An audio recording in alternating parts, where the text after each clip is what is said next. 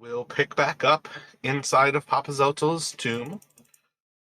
You all have essentially just cracked all of these vats. The skeletons have stopped kind of forming from all of the bones all around. This large shield on the wall with this Chalton warrior seems to be cracked and like splintered at this point. It is no longer almost throwing a spear out of two-dimensional space and into this world. Part of why it's a force spear is that like it hits you seeming like a real object, and then there's nothing there like left behind except for your wound. I don't know how else to really like kind of show that than to actually let you know like the damage it's doing is force, because it's almost like psychologically you know you're being hit, you can feel you're being hit by something, but there's no like weapon that's like hanging from this hole in your chest afterwards. And then you guys kind of have, there's still like treasure kind of laden over this sarcophagus, and the central sarcophagus is on this war chariot that kind of sits with paintings of Papa Zotel the Iblis kind of standing on one leg with its head held high. And then, yeah, I feel like the writing underneath the shield was bow before no one. And I believe you guys have those four Chalton warriors who are kind of standing to the side of the shield. Three of them are very like naturally formed individualist like statues, and one of them has that blank face. But otherwise, we're kind of picking up in that moment after you all have destroyed the last of these skeletons, the last of these vats, and in kind of a moment of calm, we will pick up with, you all kind of making this decision. You're all, I think, remotely hurt. I'm not sure if anybody's bloodied other than Zeros.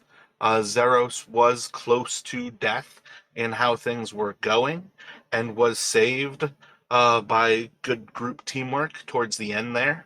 And you're kind of, yeah, like in this dark, dank room filled with skeletons all around, blood now touching this stuff for the first time in ages. What would you like to do?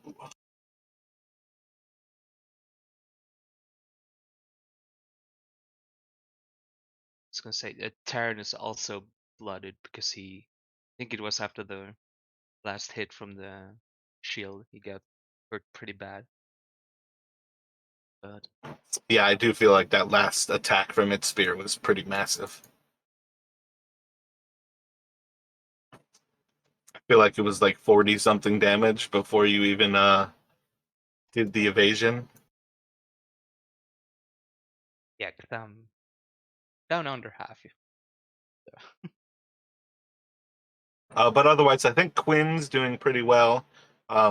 Is Kyranos wounded at all, or are you doing pretty well? He's doing all right. He's taken a couple hits, but he's not too bad. Excellent. But Kyranos will offer to um, tend to some of Terran's wounds.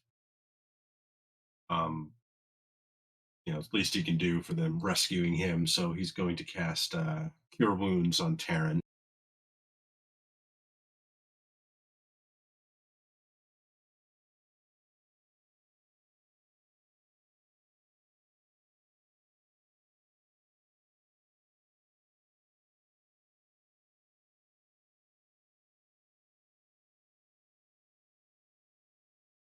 Oh, thank you. That's certainly gonna come in handy, being magic that can heal.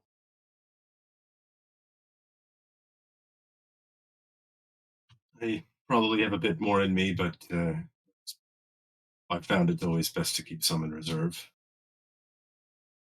Yeah, no, I understand. That seems pretty wise.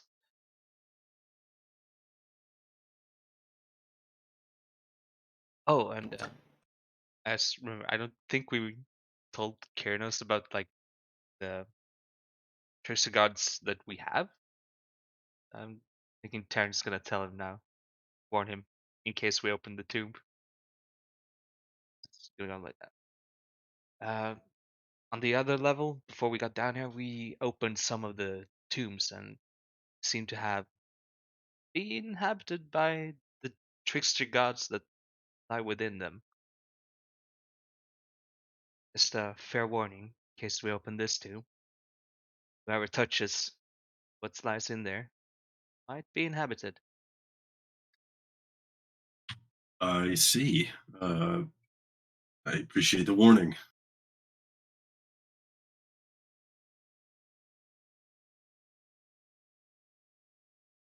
Kyrinos is going to look towards the sarcophagus, which is, I guess, still covered with this treasure, and then look back to Taryn. And you think it's safe now, or Karen is gonna take a glance around the room.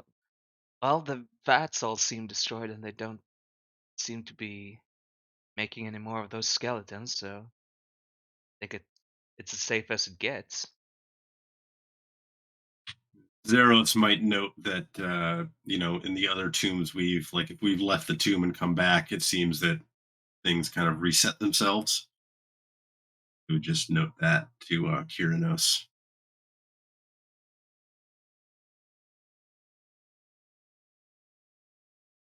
I'm wondering if we try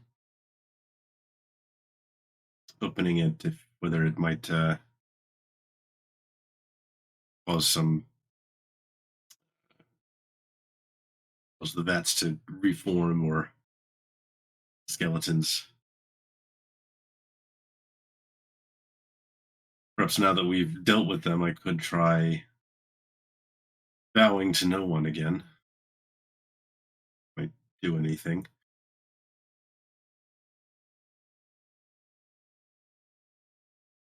More than welcome to try. Have any better ideas? So Kyrinos will head over to the faceless statue, and once again do it. Oh, sorry. What kind of creature again is Papazodal? Papazodal is the Iblis. It's like a crane. Does it normally stand on one leg? Is it one of those? Yeah. Okay, he's feeling a little bit silly, but he might think, okay, Papazodal bows to no one, and it typically stands on one. He's going to try like a one-legged bow, like, and feel a Do a little bit. performance check for me.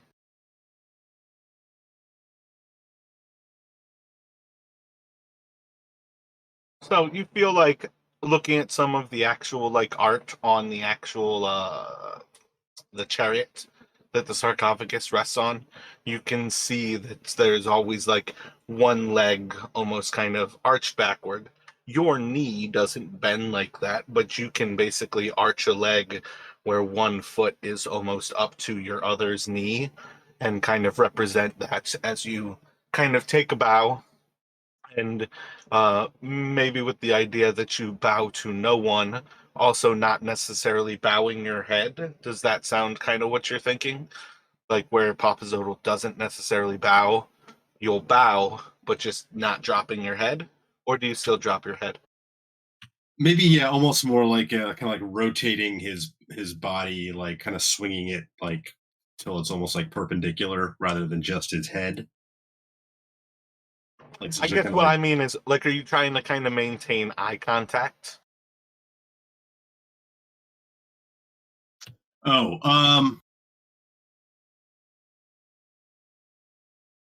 Like yeah, I guess. in Taekwondo, like in martial arts, part of our training was, you bow to your opponent, but you never actually break eye contact with your opponent. When you like go see the Emperor of Japan in feudal Japan, you can't look at the Emperor. So I feel like those are two drastically different ways to kind of imagine. Like the meaning of bowing is often that submission of giving up your visual perception of your opponent. Yeah, I think he'd probably maintain eye contact more so because he wants to see if there's any change on it. So this time he will, yeah, he'll kind of keep an eye on the statue as he, does this bow. Gotcha. So maybe not fully understanding what I was just gonna say Kirazan. Kiranos is thinking. You watch as he kind of reapproaches toward this faceless being and kind of taking the moment, arching one of his legs, lifting the foot off the ground as he kind of bows nearly 90 degrees perpendicular to the floor, but maintaining more or less eye contact with this thing from a few feet away. He bows to it. Nothing seems to happen.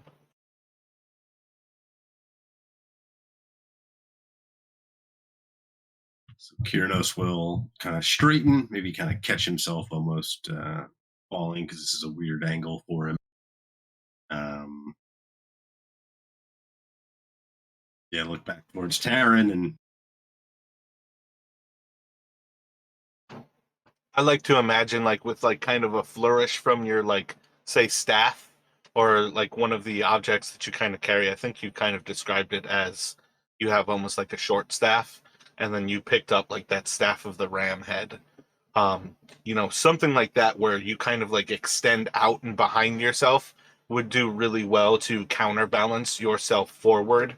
And with that performance role, I would say in the long run, like you do a pretty good like job of maintaining your balance.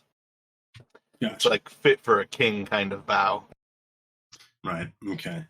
Um, yeah, but he'll straighten and kind of again seeing no obvious reaction to his efforts, will kind of return back towards Taryn and kind of just shrugging and if there's some perhaps I've misinterpreted the meaning of the words or there's something I'm missing, but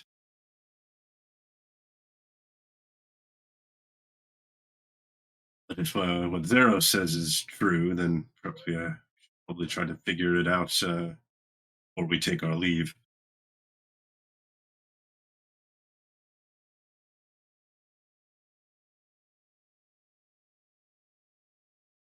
Yeah.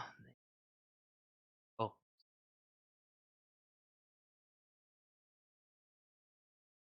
We find the sarcophagus again. yeah. We can do that. Sorry, I just swallowed a lot of air. Oh, So as you approach back towards the sarcophagus, are you attempting to avoid all of this treasure? Are you trying to brush the treasure aside? Or are you just looking to kind of like get into the sarcophagus and try to open it? So Kyrnos might try to using Mage Hand try to sweep some of the coins off of the top.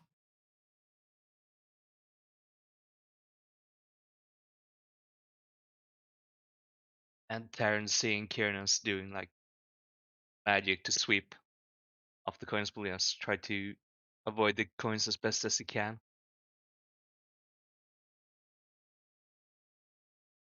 Gotcha. So I would say using the mage hand, yeah, you can brush off any of the coins.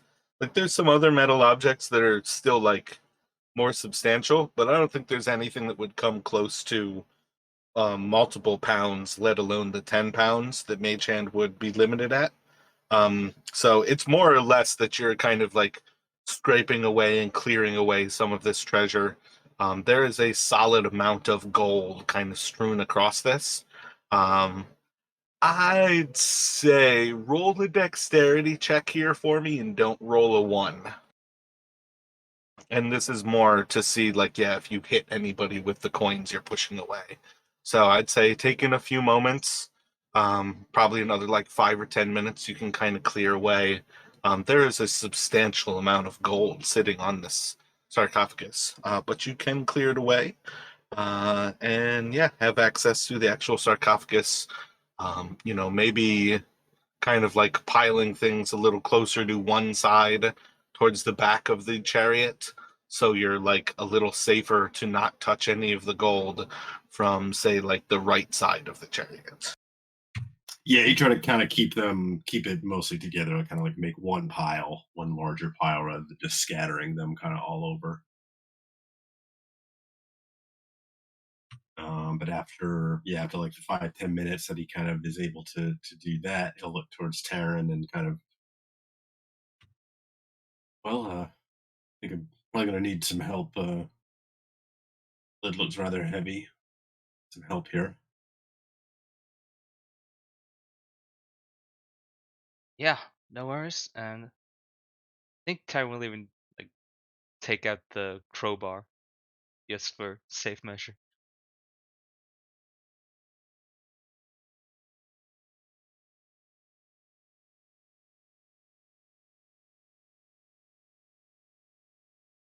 Yeah, I'd say if the two of you were opening this, even using the crowbar, you're gonna pretty quickly recognize this isn't actually locked shut. With a little bit of effort, you are able to kind of like dislodge the top of the sarcophagus, start to slide it to the side. You will pretty quickly recognize that within there are bones.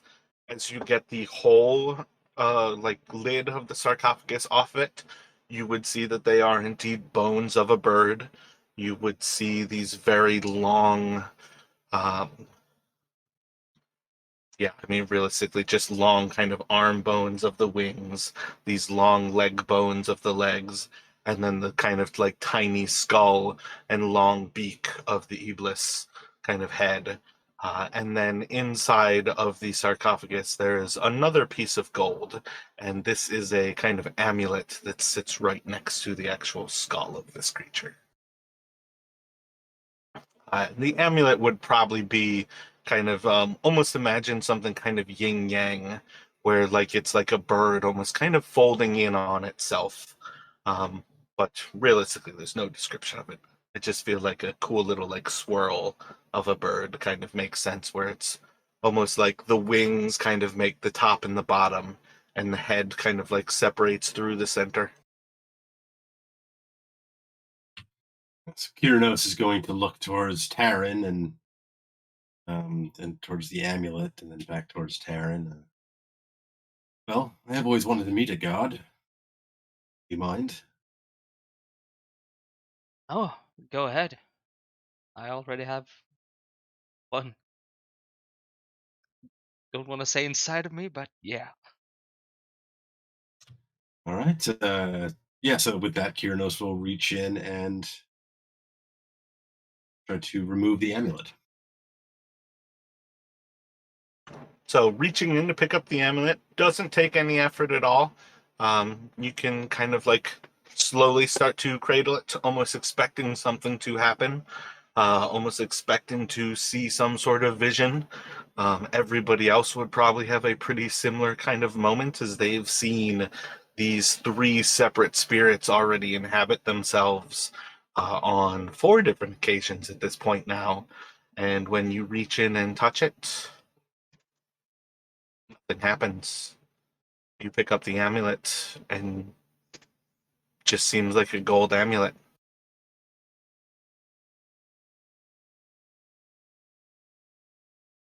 So Kyranos will like you will pick it up, almost like kind of like close his eyes instinctively as it happens, and then like maybe after 30 seconds, kind of open them, look back towards Taryn, and be like, um, don't know what it's supposed to feel like, but and I'll just kind of glance at the amulet again. I mean, it's nice, but doesn't seem to be inhabited. But Maybe it's a dud. Maybe not all the gods left something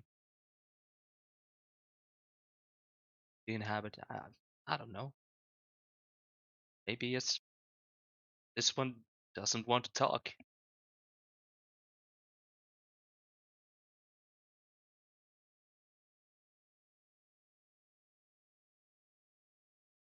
so Kyrnos is he's going to put on the amulet or affix it or whatever.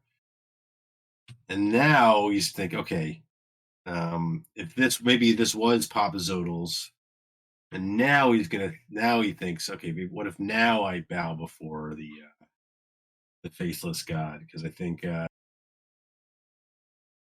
Gotcha. So I didn't like necessarily describe it as having a chain, but I think it makes sense to say that it would have like a chain. So do you imagine yourself just kind of like looping it over your head and just kind of like wearing it on the outside of your like cloak and clothes? Or do you think you're like kind of tucking it in close to yourself? probably on the outside, so that it was still visible to the others. Gotcha. Returning to the faceless one and going to bow, nothing happens.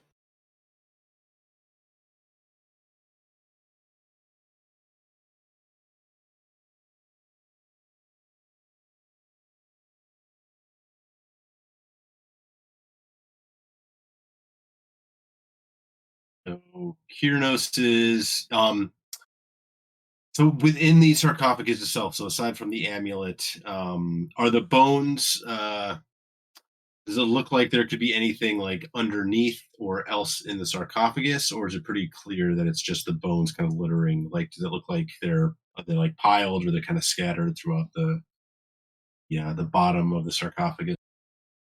What are you thinking? Are you thinking like, is there secret compartments? Yeah, yeah. Yeah, so you can do an investigation here and see.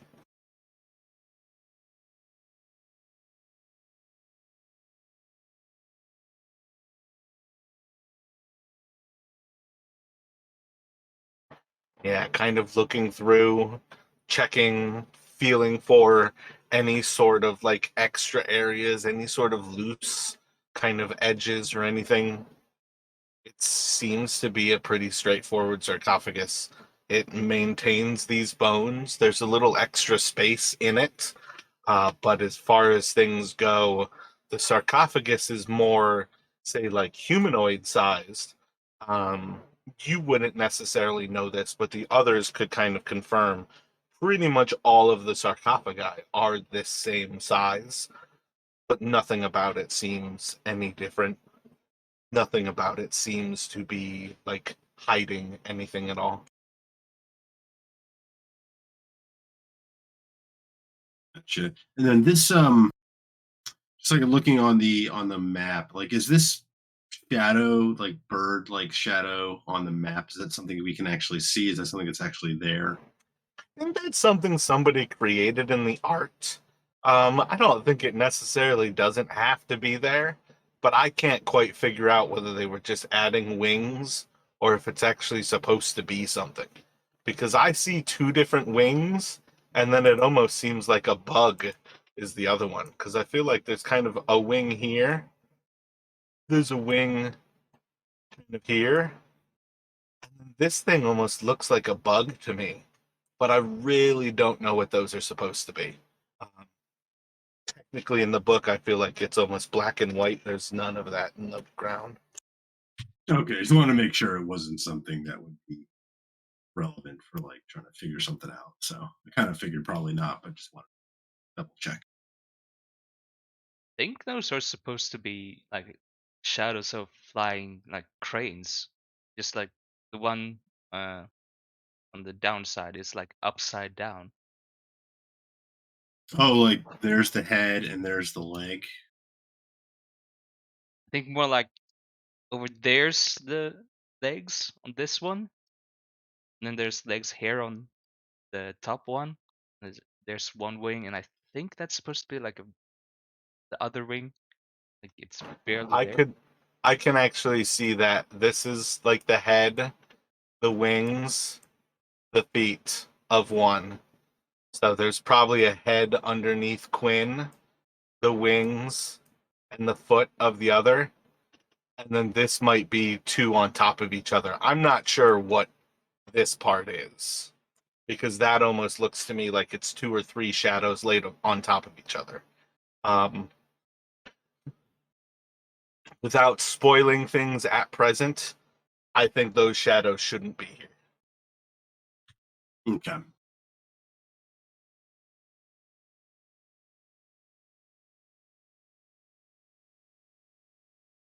Okay, I have one more idea. I am going to pick up. Kiernos is going to return to the sarcophagus. He's going to pick up the skull of the bird corpse, and then he's going to bring that over and essentially like try to like, essentially mimic that bowing to the statue. Gotcha. Kind of the same general idea. You go over there, prepare, kind of an elegant bow to prepare this. Nothing seems to happen. Well, that was my last idea, Taryn.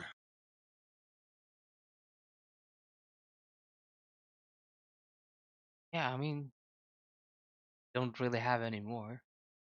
Tried bowing. Doesn't seem to be like any spirits coming out from the amulet you picked up, so might be that they're not. I'm not sure. Yeah, I think that's a dud. I guess Kiernos might check the amulet itself to see if there's any sort of like secret little compartment or like latch or button or anything. But other than that, Yeah, you can kind of do the same kind of thing looking over it. Doesn't appear to be any secret about it. Um, doesn't appear to be any reason to expect this not to be like a special amulet to Papa Zodal. Um, maybe these three people are talking crazy to you. Maybe they're playing a joke on you. But in the long run, you guys kind of just feel like something is off.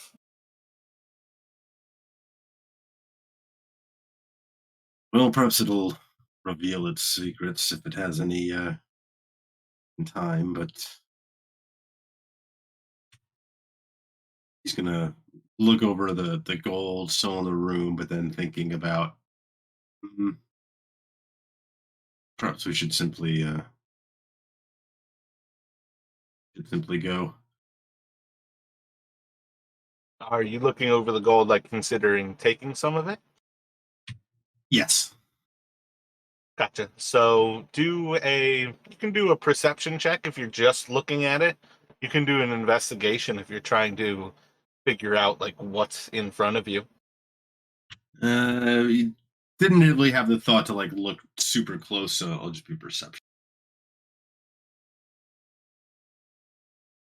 So you see a few objects inside of there that are like nicer pieces of things like cups and jewelry and things that would fetch like a greater than coin's worth. And then there's probably a few hundred coins, like, 400 to 500 coins pretty easily here. There's a solid take if you were interested in collecting any of this for wealth.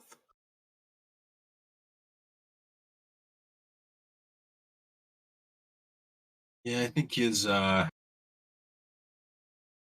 greed might get the best of him a little bit. He'll like try to look maybe like a some sort of like jeweled goblet or something like that.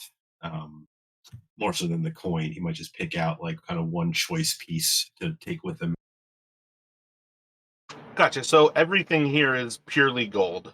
There's nothing here that's like really like jeweled or anything.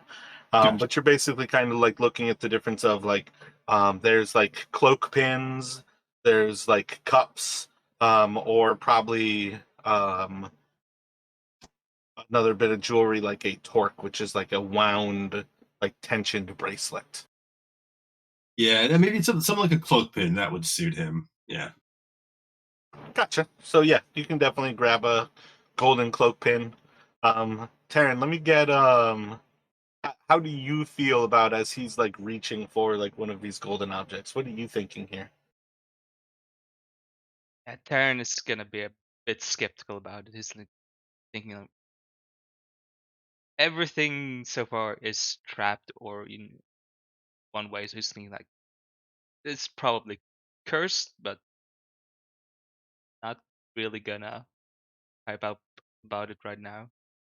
Gotcha. So more hesitant than that you're actually going to say, like, wait, when I touch the gold, as he reaches out, picks up the pin, nothing happens.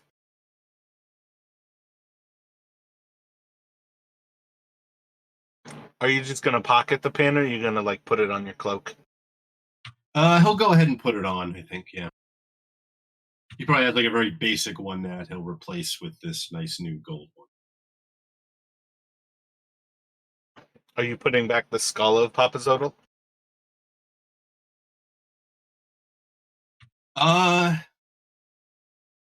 Yes. Yeah, it doesn't seem any need to like disturb the yeah, he would go to put the skull back in the sarcophagus.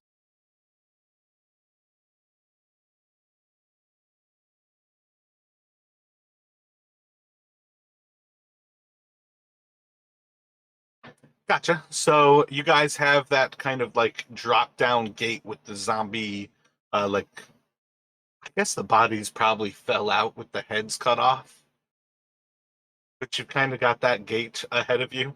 Are you kind of finished in here? You guys going to like head back out there, head back into the staircase? I think from the staircase you pretty much head down or into the initial room that you guys saw that green skull in to the north.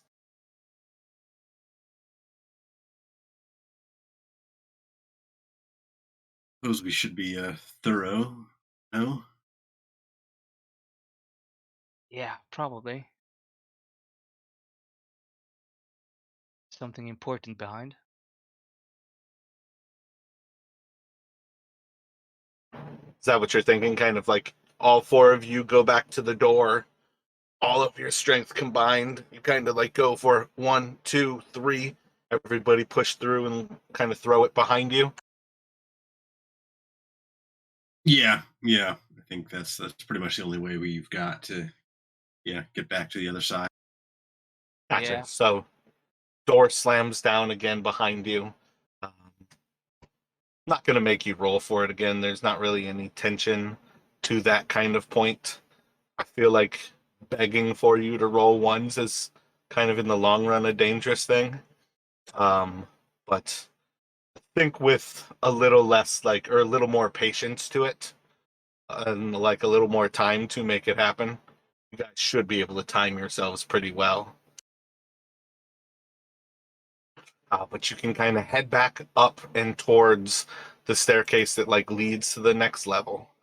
And you basically have that hallway that extends off to the north. I think you all had seen just enough with the actual lantern light that you could start to see like that same kind of deviled skull kind of sticking up out of the ground. And you could kind of see that like this skull seems to fill up the room ahead of you.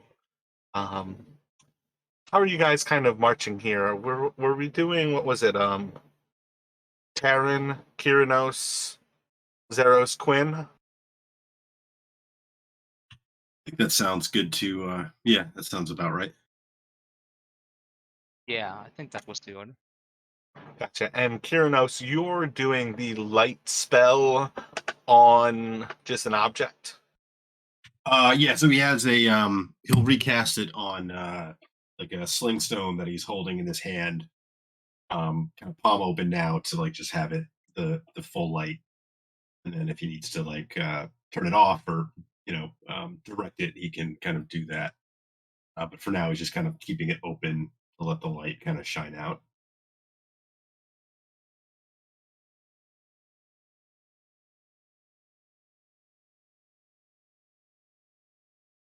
So you're probably about like halfway up this hallway when like the actual stone's light starts to shed dim light across this thing. By the time you guys get to like kind of the entry of this little room, and you're kind of like looking at the area where it expands into kind of a square space ahead of you, you'll kind of have light kind of like that where you see a little bit more that it is actually the Um, Almost like the entirety of this room is kind of filled up by this face sticking up out of the ground. And by the time you guys get to that like edge of this room, you would basically be hearing like horrific screams of agony and pain coming up from the mouth of this creature.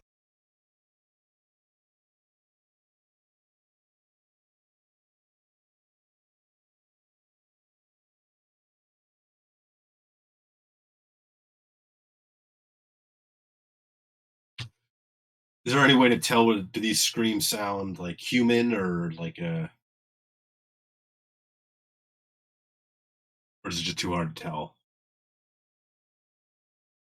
Um, Not sure why it would matter or why it's necessarily limited.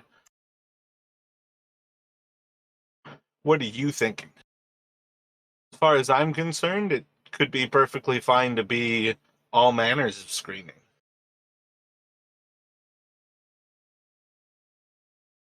Yeah, more like I guess like does it sound like it's Like, does it sound like one creature screaming? No, I would say it's a multitude. okay.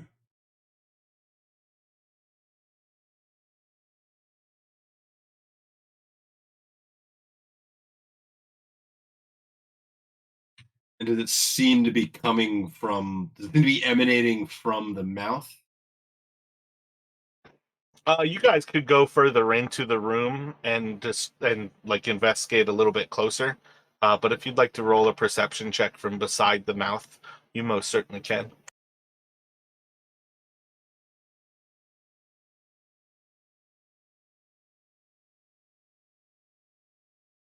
Yeah, so I would say you're probably looking at more that the screaming is kind of like all encompassing you, and maybe like the horror of it is just too much for you to actually start to recognize where it is coming from. And one thing that you might actually get with that is that when you do approach closer and you try to shine your pebble fist into the mouth of this creature, you don't see anything else. You're shining light into darkness.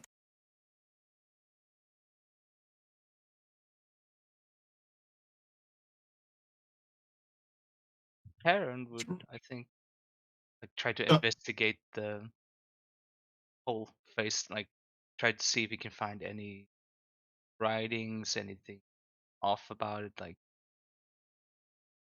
any hidden things on it. It's Gotcha. You can roll an investigation. So, kind of looking over the actual face, and kind of like starting to investigate like closer, you will certainly gain a sense that these screams are most certainly coming from the mouth. As you kind of like look closer and see like almost everything in this room has like a texture to it. And it's only as you kind of look closer that everything has carvings of humans and like beast folk and lizard folk, all different manners of creature. And all of them share one thing in common: they're falling.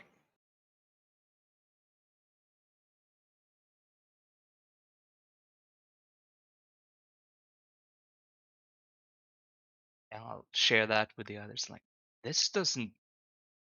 I'm getting a really bad feeling about this. yes, I can't say I have any desire to go investigating any further and within that. Kind of weird. Like it's still dark, and it's uh, even if you're shining light, it's obviously some kind of magic, but don't don't happen to know anything like can help with that. I'm, I'm not sure about magic, but you know anything?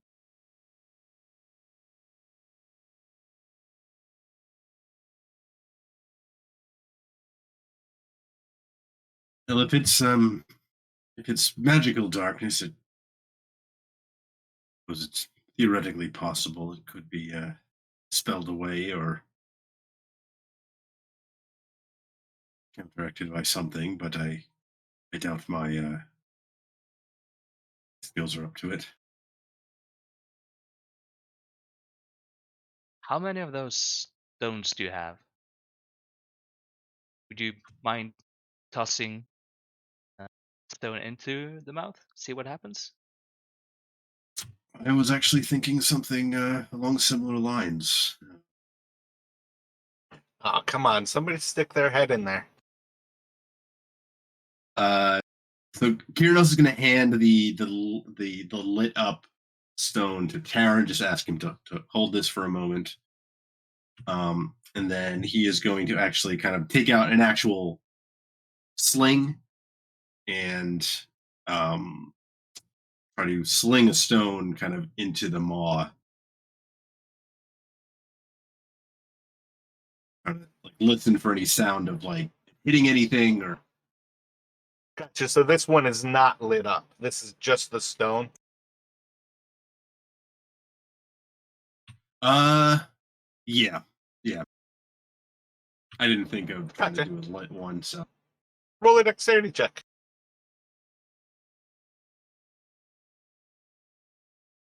Taryn, you watch as he hands you the lit stone, pulls out his sling, goes to like fling it, just like bounces off of like the mustache of this creature and just like flies into the corner of the wall.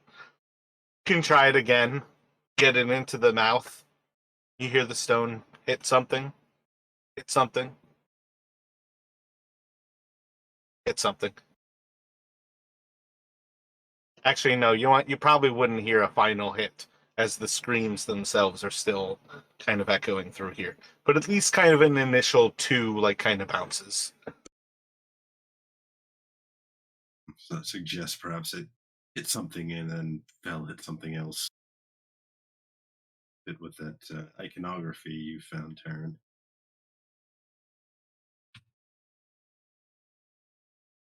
Yeah. I don't think you would necessarily need an arcana at this point to recognize this probably is magical darkness. Yeah, that would be my guess, just based on the fact that the light doesn't penetrate. Yeah, you're pretty much looking for either something to dispel the darkness or something that is a more powerful magic creating light. I don't think it's a stretch for you to recognize a cantrip is pretty much never going to overpower a magical darkness. Yeah, it would have to be something, yeah, like a more powerful light spell, or yeah, like you said, like dispel magic, which he has, but he's just not sure. I mean, given this, how old this place is, and not sure how powerful that spell is. Not sure if he can dispel it, but he will offer. If Taryn wants him to try, he will do so. Again, kind of, he's still grateful for them rescuing him, so can't make any promises, but I can try if we're still curious about what lies beyond.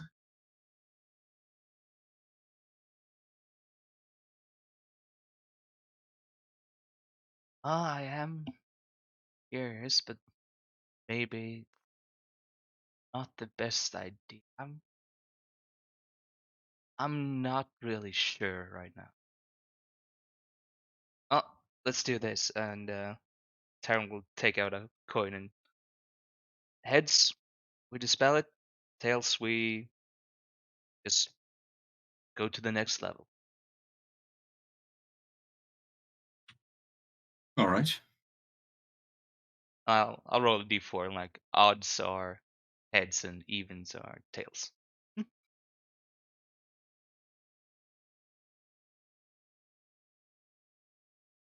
The heads was we try to dispel it, right? Yep. Oh, seems like yeah. Can try dispelling it, see what happens. Well, I suppose hopeful worst case is that this doesn't work.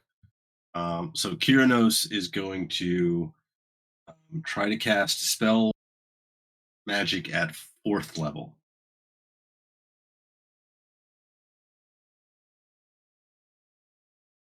Casting it at 4th level, what do? You increase the DC 10 plus the spell level? So I think it's basically like at a regular 3rd level, like if it's a spell of 3rd level or lower, it's automatically dispelled.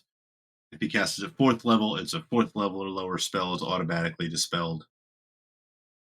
But otherwise, it's still a DC. I don't think it otherwise changes the DC if it's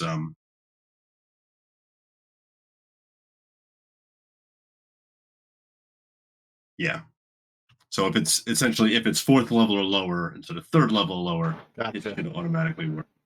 So I think when you cast it here, you're just going to start to weave the magic, and as you prepare like the actual like final like words of command to begin or to like finalize the casting, and you're like expecting to see this darkness start to dissipate, nothing seems to happen.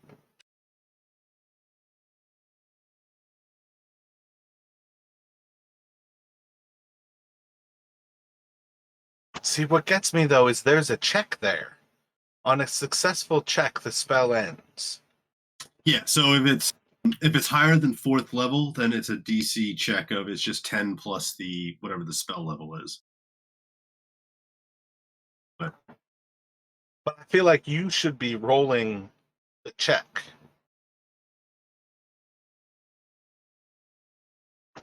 I honestly don't know if I've ever like had somebody use the spell magic in 5e. Yeah, I have to I make an ability check using it's an intelligence check because intelligence is my Yeah, I feel like I need you to do the actual check.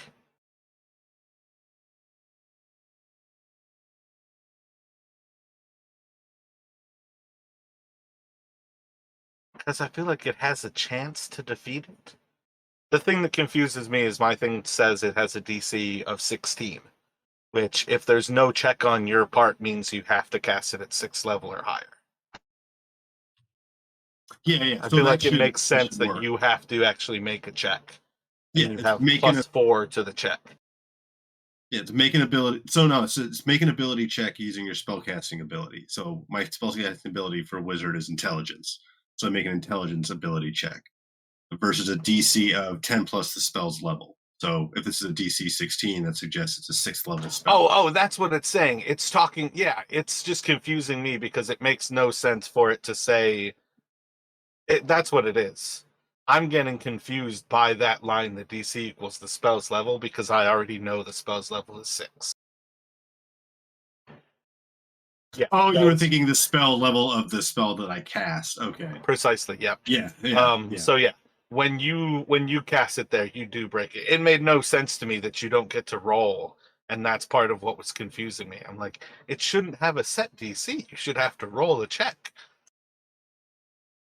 But yeah, I don't think. I mean, it's been years since I've had anybody cast the spell magic. I don't think anybody's ever actually like used that spell, and it's one of the most bizarre things I've ever come across because it's so fucking useful.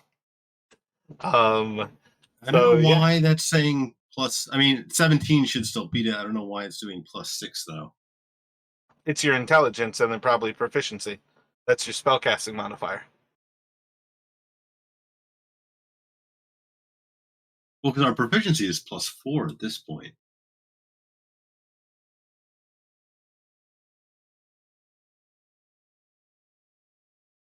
I mean, either way, 17 should still work. So wait, right now your spellcasting modifier is a +8? Yeah. Oh, yeah, it's +8 for wizard, +6 for bard. Oh, is the spell magic a bard spell? It's got it down as wizard. I think I learned it as a wizard spell. I don't know why, but I don't know where it's getting the +6 from. I feel like that must be what you did though. You might have used a bard spell slot It could be kind of a subtle difference between those, how you can cast between the two. Oh, I know what it did. Yeah, because my proficiency bonus is +4, my charisma bonus, and bards are charisma casters, would be a +2. So that would make it a +6. But I rolled an Yeah. intelligence, so I don't know. Yeah, multi class spellcasting is I'm still definitely not an expert on. So Well, it's one of the things I'm usually pretty particular. Like, if you have a wizard spell, you can only use the wizard spell slots on it. If you have a bard spell, you can only use the bard spell slots on it. It's one of the things that I find frustrating about people who want to be like a warlock, but use those warlock level spells for their wizard levels. So they cast like really high, powerful wizard spells with their warlock spell levels. It's some of those things where it's like you're just fighting against the game instead of just playing it.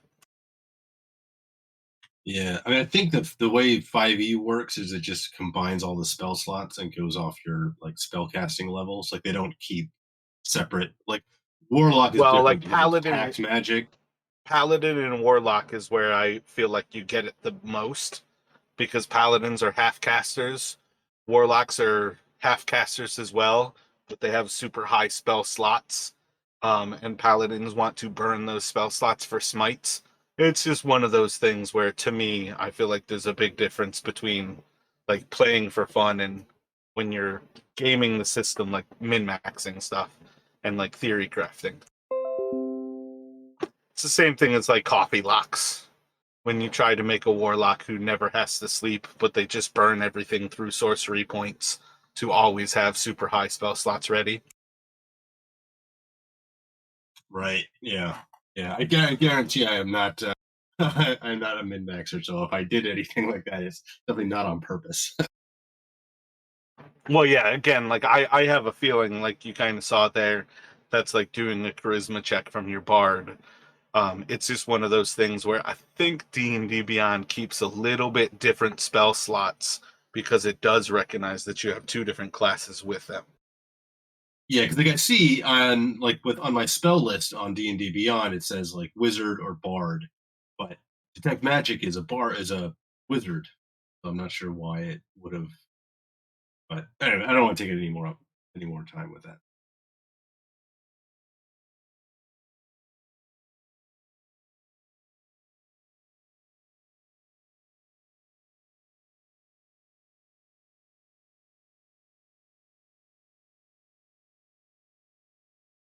So when you dispel the actual darkness here, you're going to be able to kind of like see down into kind of this tunnel that goes down into the actual mouth. This is where, like, kind of holding the pebble over the mouth, you can cast light down into it. Um, I think with the dim light, you would almost see kind of at least enough to see that a little bit after you kind of lose the brightness of the light, you're going to kind of come to a terminus of the tunnel. And then perhaps at the kind of far end of it, you can see enough of what seems like maybe some sort of rounded object. Perhaps it's another tunnel even further. Maybe something else. Would you like to drop the stone down?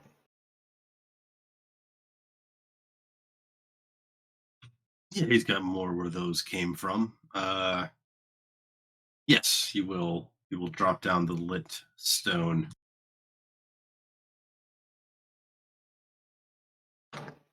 So as it kind of falls through, you'll see as it kind of like continues down, you'll hear it kind of like plink against some stone below. I think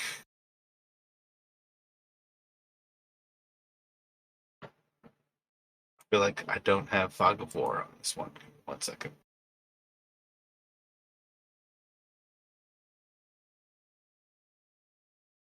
Kiernos kind of Uh, turning towards. Oh, go ahead, let Fun. me actually get perceptions from both of you here.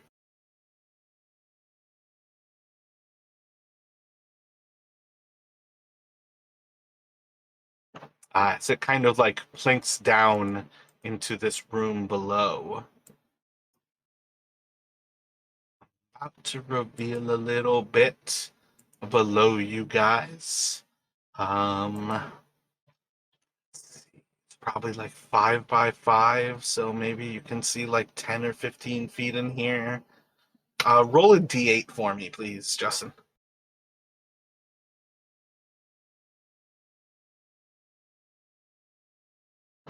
Kind of see as it like plinks off of the thing that you saw like a little bit of like rounded from, and it seems to kind of fall out of view. But like, oops, that's like a terrible circle. But like kind of the hole below. So if you guys scan over, probably almost center right to left, but all the way to the top of this map, you guys will kind of see down. I think it's perfectly fine for both of you to kind of recognize that there's like hieroglyphs and what seems to be kind of another sarcophagus sitting on top of like a little bit of a raised platform. And you basically saw the stone kind of like bounce up and like away. Um, Yeah, I feel like that's kind of what you're looking at. As you can see, kind of the sarcophagus, that little bit of like rounded area was kind of like part of this like boat that the sarcophagus seems to be sitting in. It almost has like kind of a raised platform below it, and then the floor is filled with these hieroglyphs that seem to kind of populate each of the stones. Kiranos is going to turn towards Taryn and I did say descend into darkness, yes? This is what it meant. That might be it, actually.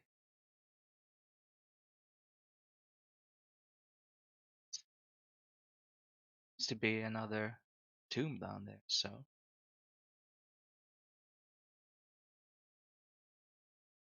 Because the question is how we have a way to get back up if we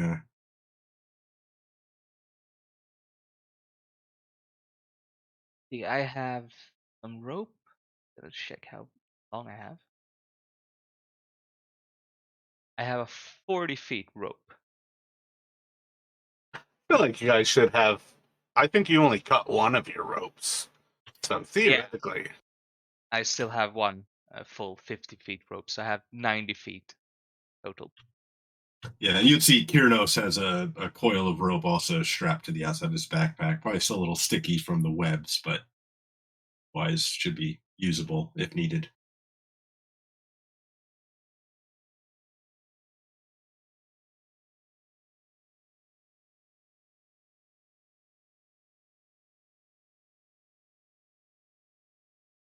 Sure what we can tie it off to up here, but perhaps if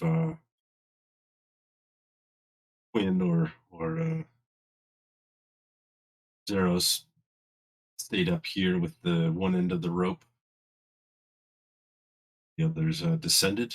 That do you think that would work, Taryn? I mean, I have a couple of pythons and a hammer. I think I can make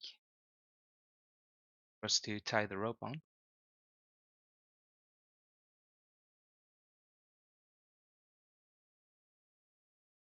Yeah, I mean, you guys could tie the hammer to the actual like horns on that thing. You could try to like mount stuff just with pythons. You've got a lot of options with enough rope. And again, it's probably you're looking at most of these floors are like 25 feet or so between them. So I think you have a solid sense with how far, how much you could see from above and how far your stone actually carries. You're not looking at something that is beyond 40 feet away. So, like the 50-foot length of rope should probably get you down there. 50-foot length attached to another length of rope will most certainly get you to the ground. Gotcha. Okay. Yeah, maybe maybe we try maybe just try and tie it off on one of these horns. Maybe just test it, make sure. I mean, it looks pretty. Imagine. Well, Kiranos wouldn't know, but it looks sturdy enough to him. as far as climbing things go, too, like a 3-point like base makes a pretty solid way, like mounting for like rappelling off of like created mounts. So if you create like a triangle and then you mount your rope between them, you guys could take 3 ropes, create a mounting source like with a python along the northern wall, tied around each of the horns, and then you kind of tie it from a central point so it's pulling on all 3 points. That's like one of the best mounts you can ever really make. And then if you extend 100 feet of rope down there, you 100% know you have extra rope. Gotcha. Imagine that's something Taryn, as the expert climber, would probably know better than Kira knows. Yeah, I mean, between climbing and being adventurers, like, it's one of those things to recall. Like, at this point, you guys are, like, heroes of a realm. There's not really little things that you fail at anymore.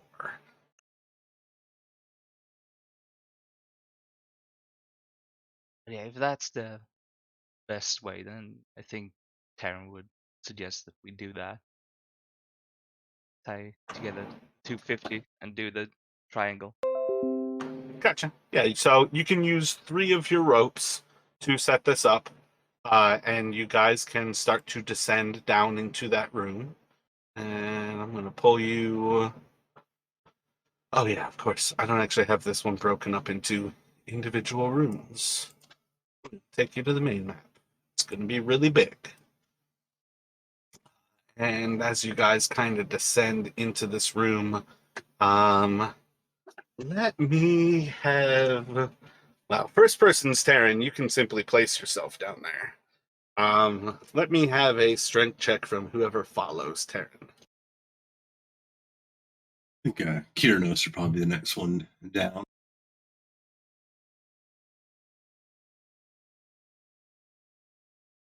Oh, I did a save, but it would be the same.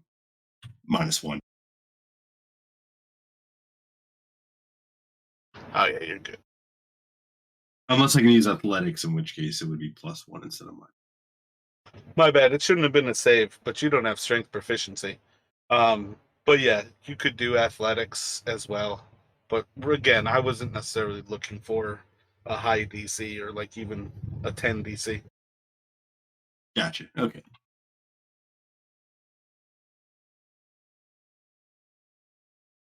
Um, yeah, so I think as you guys kind of get down there. Oh, wait a second, Taryn. Let me have you stay on top of it because you guys are kind of coming in the center of this, like looking down at the actual sarcophagus.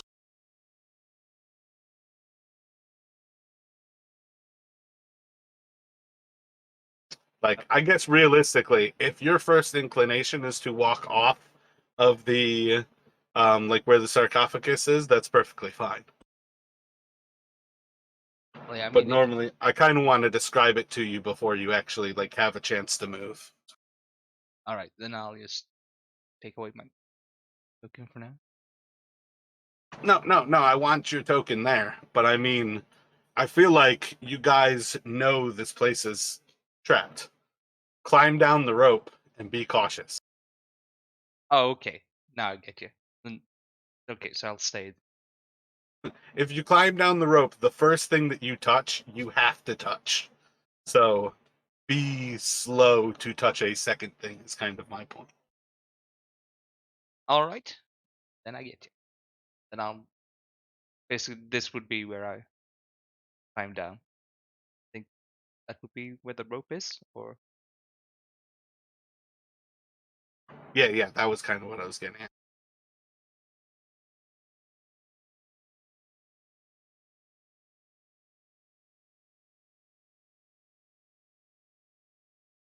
So as you get down into the room, you will see that all 4 corners of this room have sphinxes. All of them have torches atop their head that are burning with fire. And you can kind of see that while the stone is casting light over the area where you all are looking, I guess that was actually kind of my mistake as well. You wouldn't have even had to drop the stone. My apologies there. While the stone is casting light across the area where you're looking, the actual area itself is actually lit by these torches. So as you kind of get a larger view, you can see that the sarcophagus that the rope is kind of dangling down on top of is the tomb that seems to be for Ijin, the little rabbit with the like unicorn horn atop its head. As you kind of look across the room, you can see that the entirety of the floor is covered in these hieroglyphs.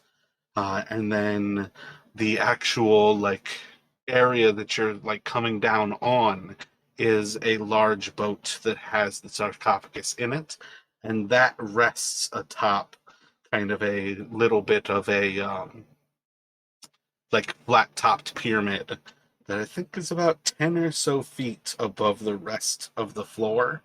Like, say, what is that, like 5 meters tall. So inside of this room, that sits higher than pretty much everything else.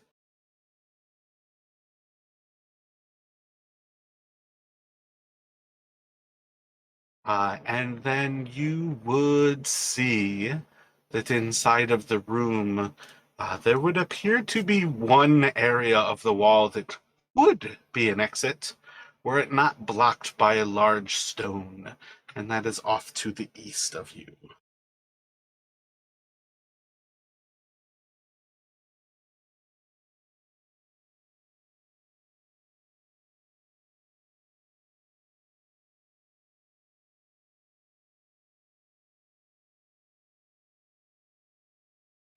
And you can see the skeleton of a dwarf to the east of you as well as, yeah, I feel like that's probably kind of it.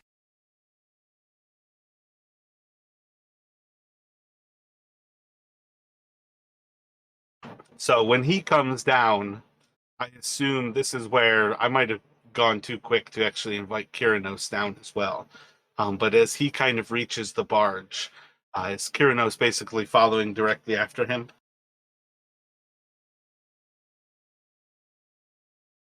Uh, yeah, I guess. I mean, he would wait for Taryn to get to the bottom and maybe like call up that he reached. But otherwise, then yeah, he would. Unless Taryn told him to stop, he would be coming down after him.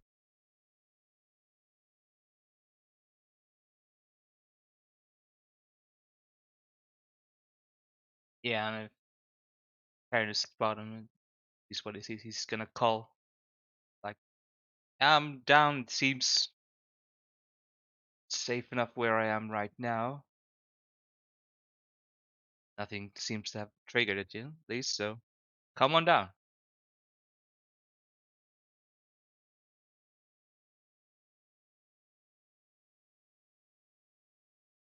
So Kyrinos would be falling down. I imagine Taryn would have to make a room for him to. Yeah, so you can move to the front of the or bow of the ship. Kyranos can then come down essentially right in the center. And is the ship seem to be stable on this platform? Is there any like when Kieran or when Yeah, that's Taryn kind of what I moves? was getting at. I feel like it's supposed to be like a flat top pyramid. So imagine like the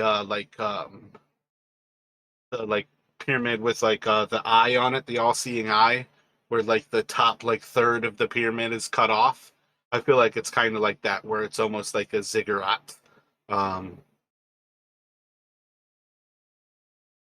Gotcha. Okay, I guess yeah. I wasn't sure if it was like a canoe type like situation where it would like kind of sway, like with the or if it's more like a flat bottom boat that it's kind of just in sitting the on book, top. it calls it a barge, so maybe the barge is meant to imply flat bottom. I almost feel like it looks too much like a canoe, but that's one of the things where like this art isn't from the actual book. I'm almost inclined to think of like when I think of barge, I think of again, this is already drawing on Egyptian, but like Cleopatra had like big uh what do we have in like very big flat like boats. We used to get them on the lake up in Ohio all the time, and you party all day.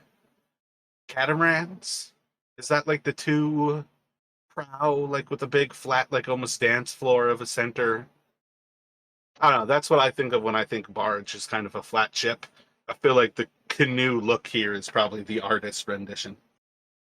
Okay, yeah, yeah. I feel like barge is more like they're like lakes and rivers. They're they're not good in like any sort of like on the open sea, but they're essentially they're like flat. They can go in shallow water because you're not going to scrape along the bottom. Yeah. Yeah, and even the actual like drawing in the book is much clearer that like instead of like a pyramid look, it's like a three-stepped kind of like platform instead of like this looks very much like a pyramid to me. Um the actual book looks far more like it just has like three steps in four different directions to get up to a center flat platform. So I think I was right to say like a flat-topped pyramid. Gotcha. Yeah.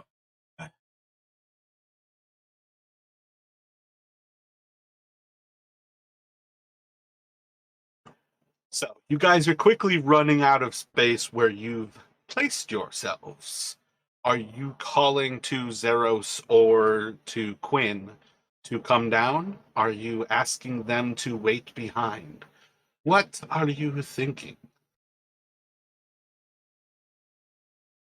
So Kiernos' thought was maybe leave at least one person up there, um, either to both like keep an eye out, keep an eye on the rope. Because if something else comes, if we're all down here and something comes walking along, you can just cut the rope and kind of leave us stranded down here. And if we trigger something, maybe it's best not to have everybody all bunched up. I think he would have suggested that Zeros at least maybe stay up top. Yeah, speaking of, let me have you each roll a d20. Taryn is going to be for the two of you who are down here, and Justin will be for the two of you that are up top. So as you guys kind of like find yourselves like kind of situating into this room, you're going to see as a couple of eyes kind of like look through the wall almost to the south of you. You hear like a little bit of like a huff,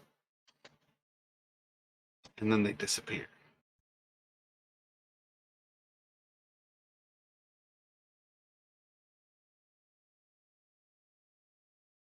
Something's watching us, Taryn.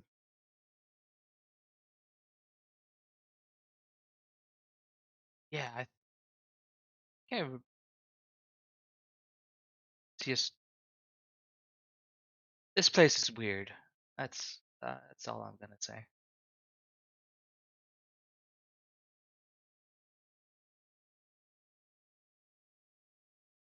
Trying to figure out what we have to do down here and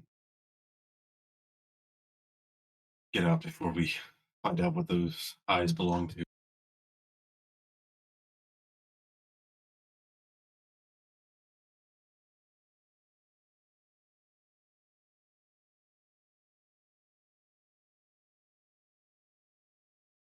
I'm just gonna ask for clarification. Do we know that we are in the like tomb of Eugene characters? Uh, as far as like you knew that that was the tomb of Papa Zodal, I think you guys can recognize like the almirage that you're like this sarcophagus is adorned with represents Ijin. All right, because just gonna go.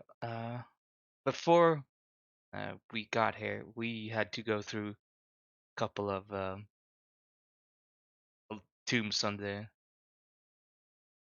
outside the Nine Gods. If I remember right, Jean had something that said like take the path least expected. Maybe that might be a clue here as well.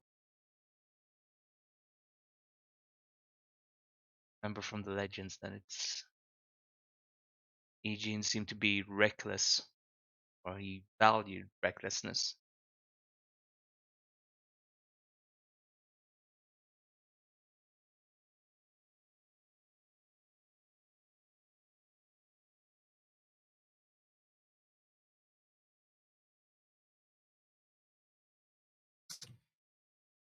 Aaron, do you think it's safe to step out onto the this platform?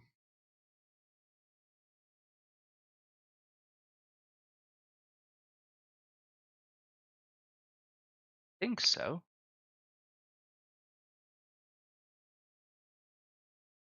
And Terry's gonna like just not really investigate, but like quick look around just to see if you can spot like any trap mechanism like on near surfaces of them. Not exactly the floor, but like oh,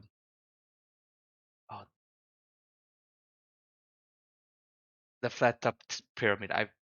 The word escapes me now that you used. Pyramid works. Ziggurat is kind of like the like Persian style of pyramids. Thank you. That was the word I was looking for. Cigarette. Uh, Roll an investigation for me.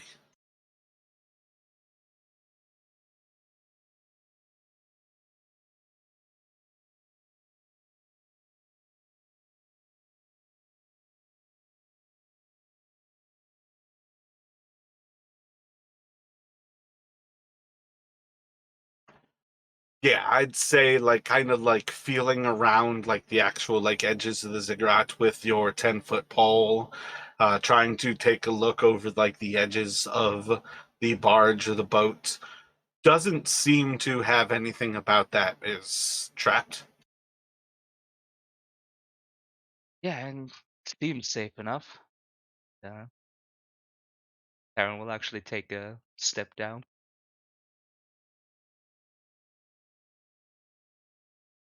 If you can stand there, would be more. You can pretty much stand on walls, so you're pretty safe there. Right, I forget about that. Yeah, so Kyrinos will follow Terran out, stepping onto um, the top of the ziggurat. So it takes some effort for you. As far as I'm concerned, just roll a d20, don't roll a 1 here. And you can basically maintain balance along the side of this. It is not easy for you to be on this, but I do feel you guys still have kind of a hesitancy to yet get onto this floor. You don't yet know what it means, but you do see a dead dwarf who's standing on the floor.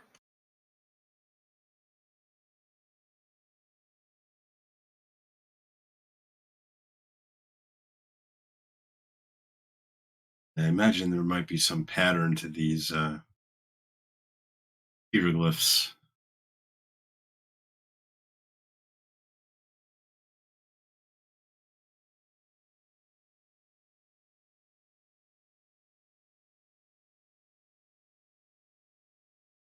Are we able to tell? Do there seem to be like a limited number of like? Can we are able to tell what these hieroglyphs look like aside from what they look like on the map? Yeah, like make a perception here.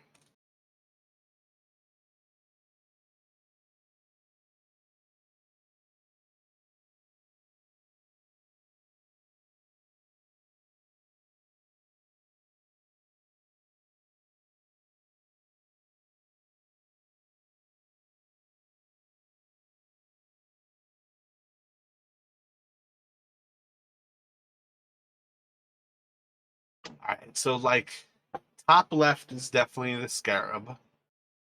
Um, I think It's like maybe a those vulture. two are like reeds or feathers. And then, yeah, it's the vulture, the foot.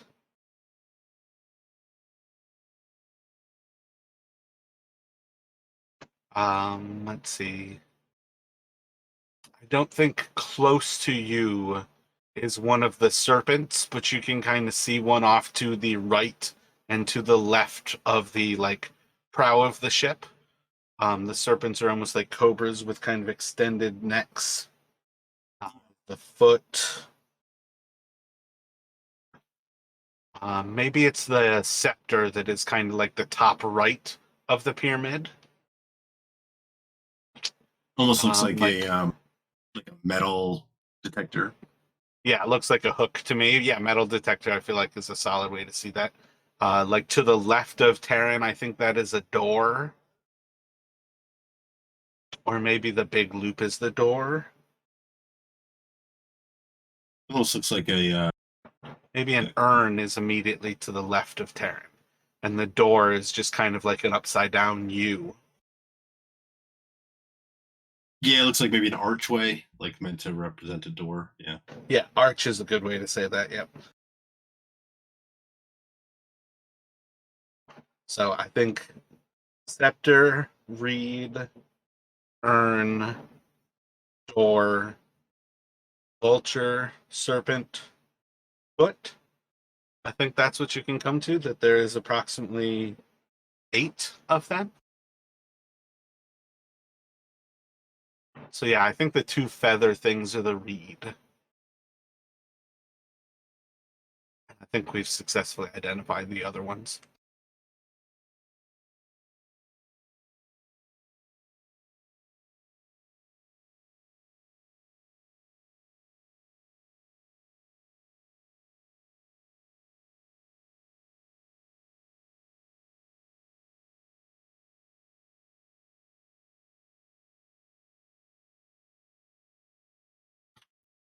All right.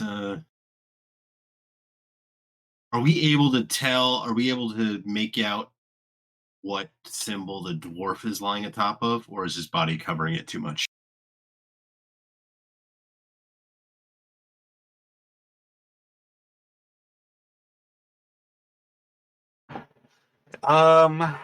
Let me have the 2 of you try again for this one can be an investigation.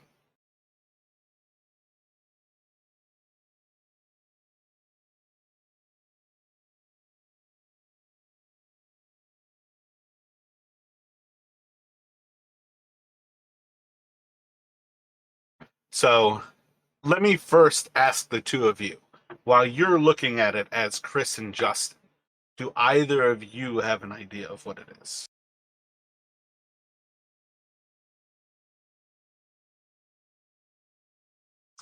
Uh, it looks like maybe a foot. Gotcha. And what do you think, Chris?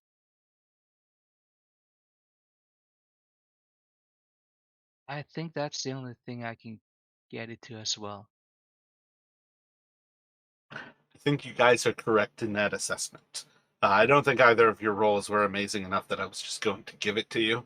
But I think, yeah, when you kind of take the time to really look it over, I think you guys can isolate that the snake might be the only other one, but it really doesn't work. It's got to be the foot.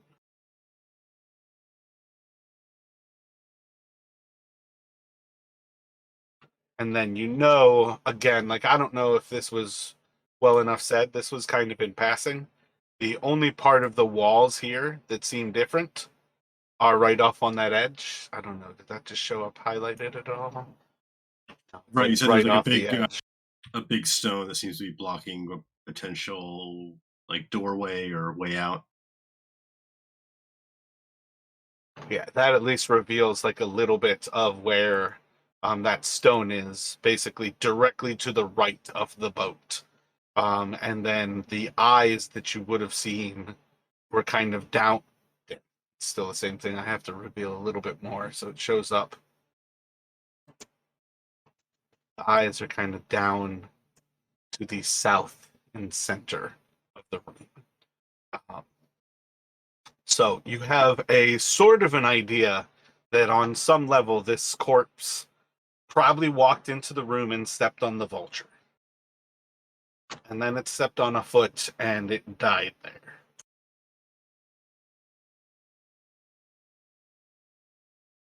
Yeah.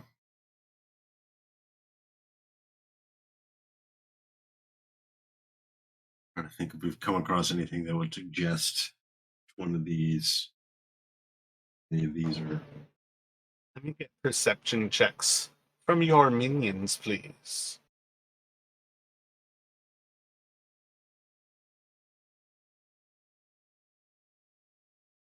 Oh, I forgot to mention, I wanted to switch us over to the one inspiration rule. Um, Justin, you knew that I did it yesterday. Chris, it might feel new to you, but one D&D, they're playtesting instead of the 20 being inspiration, they're playtesting now ones being inspiration. So as you fail, you have the chance to then succeed.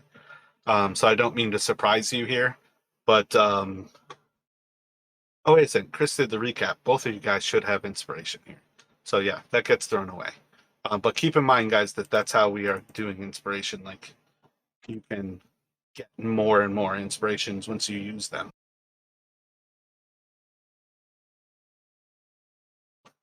But yeah, at present, they don't hear anything, but it seems shady that your DM's asking you to roll a perception check. Yeah, Zeros is completely engrossed in something else. Well, more or less, they're still. Oh, man, I didn't actually think about this. I don't think the screaming is isolated from the darkness. So they're looking down at you guys, hearing this screaming, and you guys are down here in silence. My bad, I didn't even think about how weird that would be. Because when you come through the tunnel, by the time you get down here, you're just in a quiet room and there's a hole in the ceiling above you.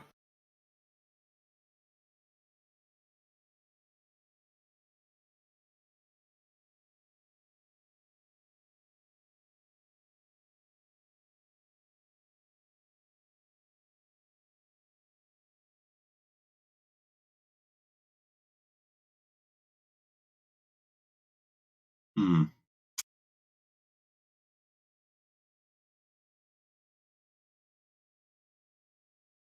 So looking over, Karos was trying to look over the sarcophagus itself. Aside from like the normal iconography, is there anything on the outside of it? Anything that looks like writing or any sort of like glyphs, hieroglyphs, or carvings that match any of the symbols they've seen on the floors here?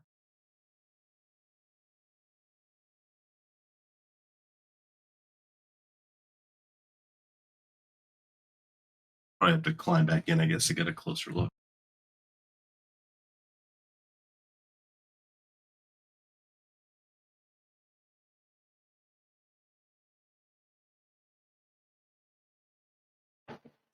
I don't think there's any special reason to have it be any different than kind of the like center of the top being adorned with the almirage. I feel like it kind of describes it as like the outer side is adorned with many almirages. Um,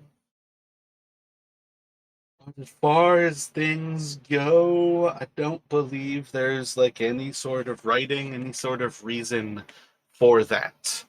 At this point, with you guys, the players, perhaps getting a little frustrated, let me have you do an intelligence check as you get inside of this situation, and kind of check something here.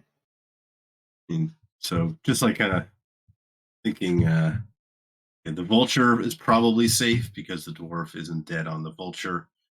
The scepter may be safe because if someone comes in, did that look like a door down there, or is that just where we saw the eyes? Sorry.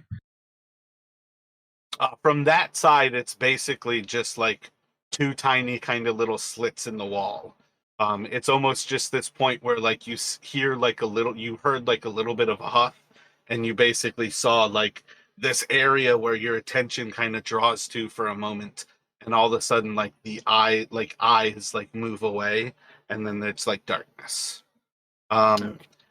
I'd say just kind of as a takeaway here, you guys understand a lot of these rooms are deadly traps, but they're also riddles and things to be overcome.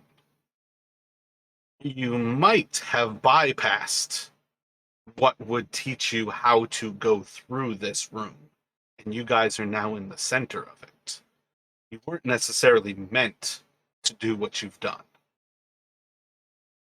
Right, because I'm thinking this is a lower level. There's probably another plaque, and if there's another And that plaque, plaque has been the biggest thing that has given you guys some of the most explicit clues about solving those problems, yeah. So including maybe realistically, the one you bypassed is the one where Taryn basically figured out, like it was, I think, the third you got to put the mask on, and you completely bypassed that difficult.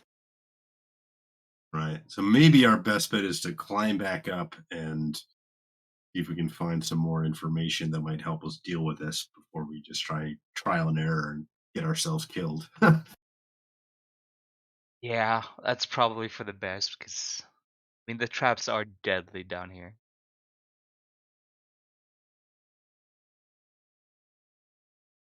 So let me have each of you roll a d4.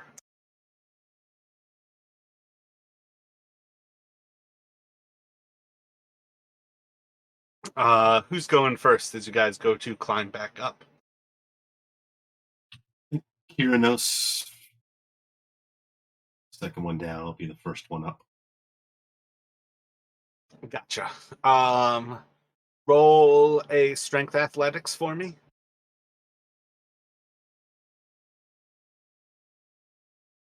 Alrighty. So by the time you two go to climb back up here, I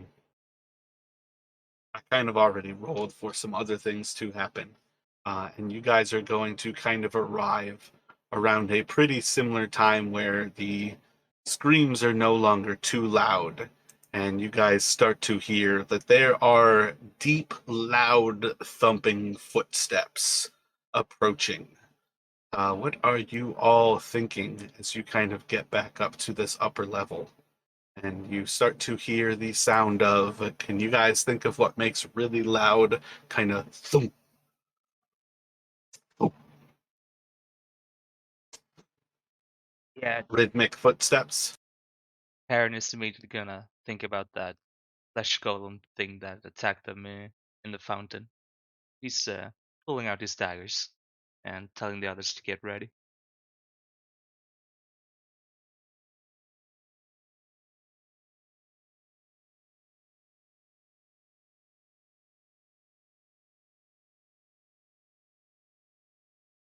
So let me have you guys roll um, initiative here.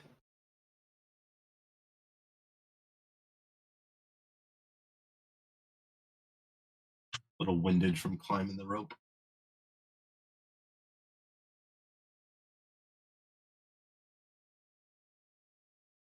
Just didn't want to participate.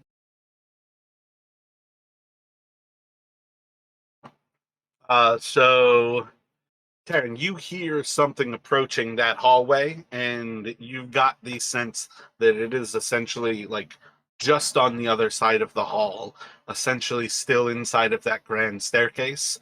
But you're more or less expecting this thing to essentially like round this corner and start approaching you directly here. What are you thinking? Do you want to hold yourself, or are you going to push forward and actually encounter it on your own terms?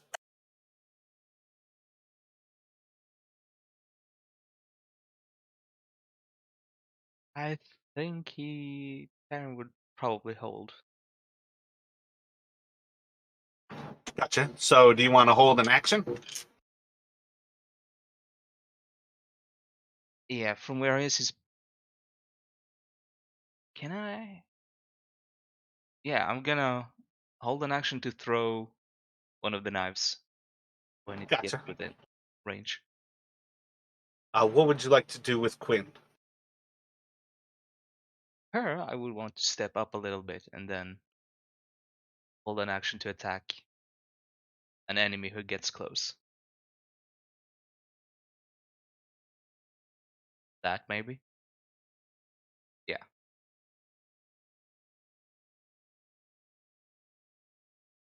So one is going to approach and attack Quinn. You can make an attack with her.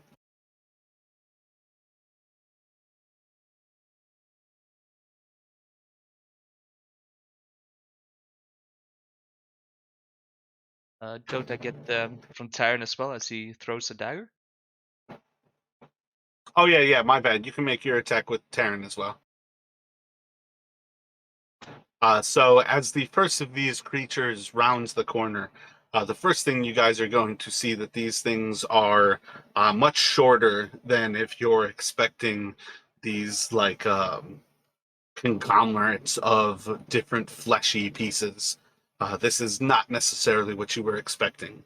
This is something that stands about 4 feet tall, is quite robust and quite large. And the first thing that you would actually see is that as it kind of rounds this corner, you are seeing this like deep green demonic face that has been all over this tome and fills the room that you are currently in. As this creature is wearing some green stone mask that seems to be this horrific dwarven scream or demonic scream. Both of those attacks will hit. Going for what was yours? You were doing the first thing that you saw. Yeah. So. All right, so you're gonna hit it before you can sneak attack it. You're just gonna Yep. hit it for 9 damage then. And then she's going to hit for another 15.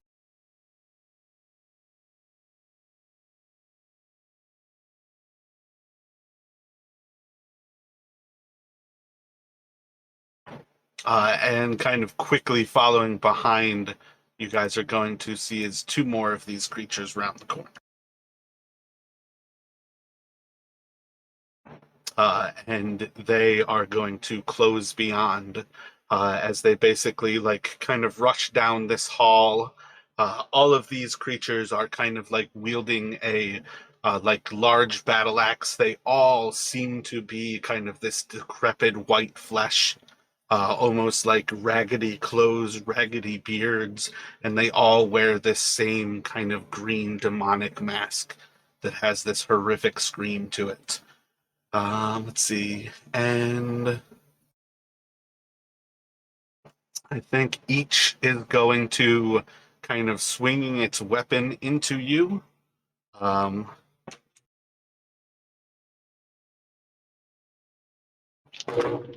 so do 17 is the 21 to hit Quinn, and then I think the other 2 are going to miss both of the casters. So 21 to hit, and it does a D10 slashing against Quinn. Oh, that's just a con 7 save for Quinn. And then as they slash out at you, you'll see is like when they extend their arms into these attacks with their axes out at you, you'll see is like they just kind of like pause for a moment, fully extended, and there's just this horrific kind of like hollow inhaling, like, and I need. Nope, I have to roll the hit first. And I need a con save from Quinn, and then a con save from Zeros. Each of these are DC 13.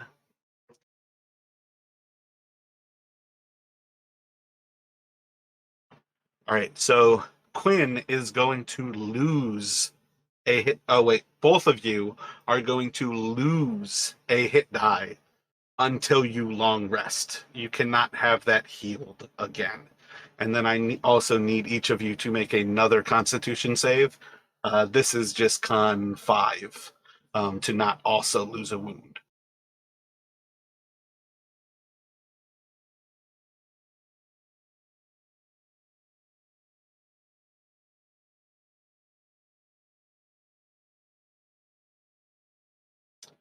And then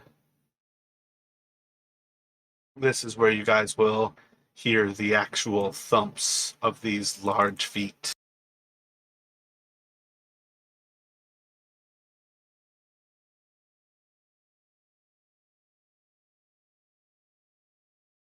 Haven't actually rolled to see who this goes after. I think it's only Quinn right now. Oh, it could go to Zeros. So 2 would be Zeros. This one's going to kind of move in, and it is going to attack Zeros.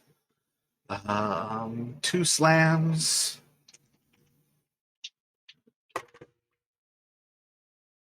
Go for 1 hit, 1 minimal save. Go for a DC 10 save on that one. As it kind of just like reaches out to almost like kind of grab for your neck and just like slam Zeros into the wall twice. And you'll take 1 of those as a wound. But that is the gigantic like conglomeration of different body parts. And let me get a perception check from you all here.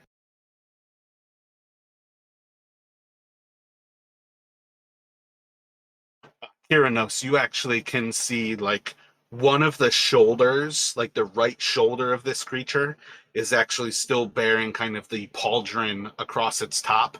And as it like slams Zeros into the wall and that arm pivots over, you can actually see a pretty similar yellow banner that's on that pauldron that is very much the same banner that you would have seen on the goat wizard when you were kind of like taking some of the actual treasures from that, like, and kind of push it to the side.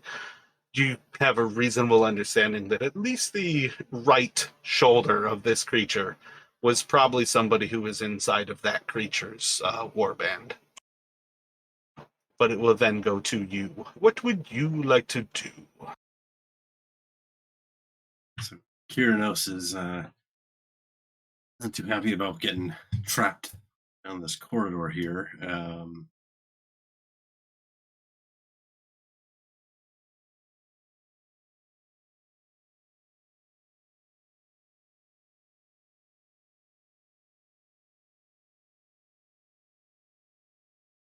Yeah, he is going to. My apologies. While you're thinking about that, the lowest of these dwarves would already be bloodied. Not that it bleeds.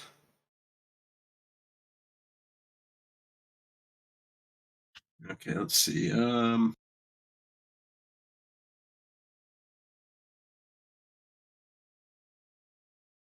Okay, I think I know what I'm going to do. We're going to attempt to light these up with fairy fire and make them a bit easier for my companions to hit. Well, Zeros is down. That hit took him down.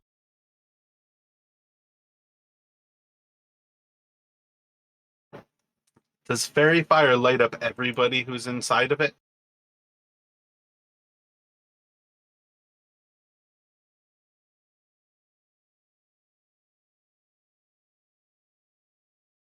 Let's see, 20-foot cube. Any creature in the area when the spell is cast is also outlined in light if it fails a dexterity saving throw.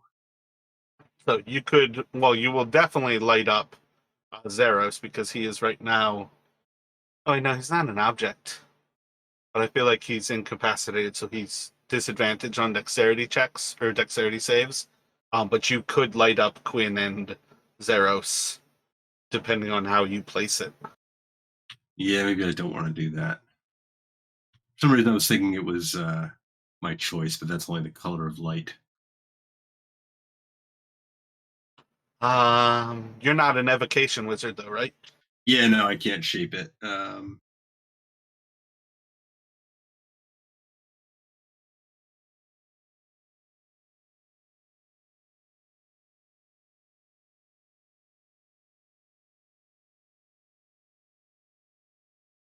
right, so I think what I'm going to do is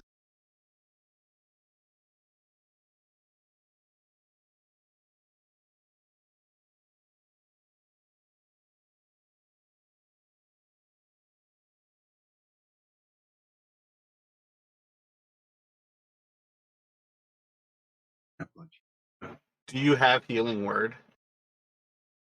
oh yeah. because doing a cantrip and healing word Zeros might be like the best move. And also remember that he has expendable attacks as well. Same with Quinn. Still don't think you guys have used those much. You stuck to their signatures, but they have limited resources as well that they can expend more powerful attacks. Yeah, but no, that does make sense. Yeah, I'm not used to playing a healer, so yeah, I will cast heal. He's going to cast Healing Word on Zeros to bring him back up to 1.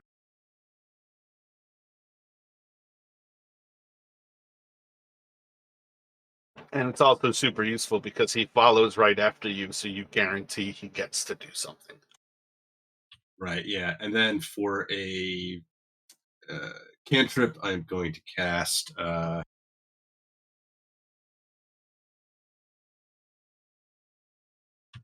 I'll just at disadvantage, I'll try a firebolt at the wounded one. Gotcha. Do you want to use your inspiration to make it? Oh, I rolled. I should have, but I rolled it already, so I'm not going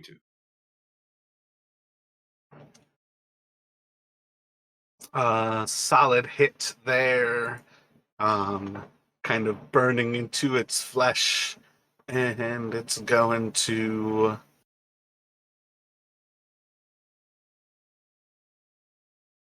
I didn't actually record the hit points. What did Taryn do? He did 9, and then she did 15. So we've got a total of 24 on it. So 38.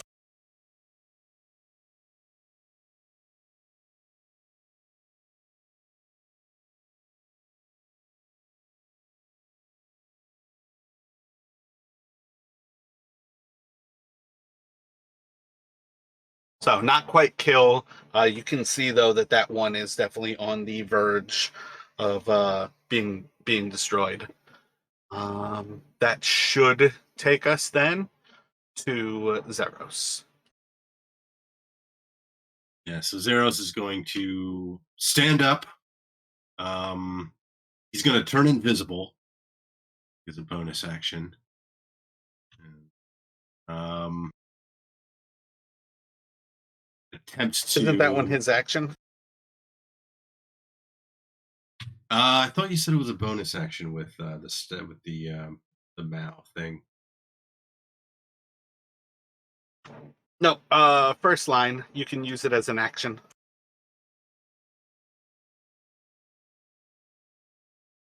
All right, I don't have it. Must be on Jarek's sheet. I don't have it. I obviously don't have a Zeros sheet. So Oh, that's just from the actual that's just something I sent you over Discord. The actual Mao card. oh yeah, okay, yeah. Yeah. So in that case, he's going to stand up. I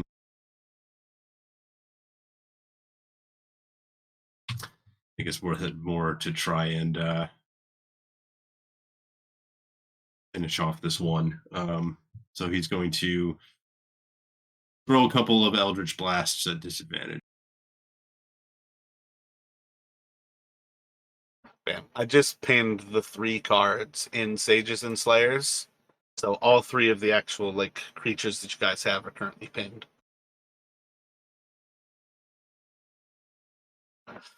So as he reaches out towards that creature to throw these blasts down the hallway, it's just enough to kind of maintain his composure, kind of standing in the process. Both blasts are just going to fly beyond. Yep, that's it.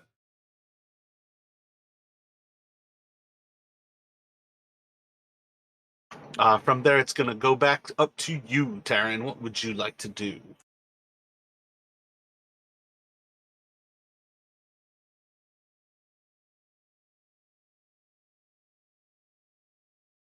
Lee.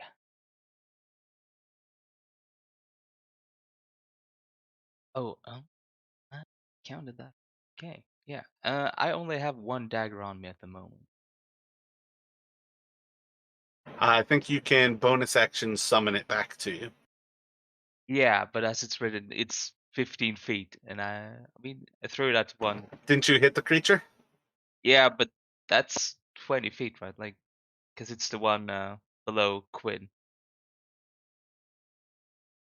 I mean, you can move into the space of that creature, but you have to leave it too. So if you move into that space, you cannot bonus action and retrieve the dagger, as well as bonus action and disengage. You will take a opportunity attack from either the one creature, if you were to move through and beyond to there, or from both creatures if you were to move back to the space where you're at.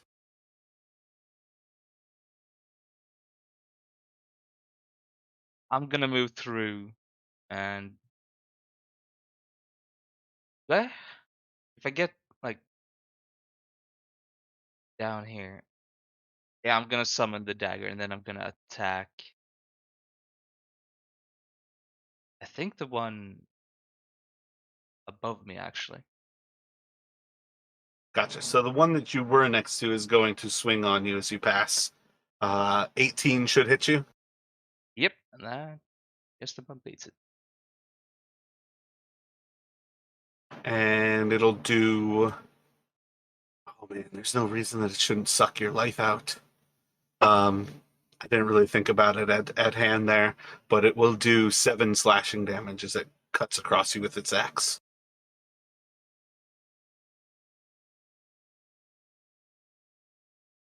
Oh, and I'm gonna use my inspiration to roll on the one above me. Give yourself advantage at this one. Yep. What are you actually attacking here? Are you going all on the one above you? Yeah, the one between me and Ceros. Gotcha.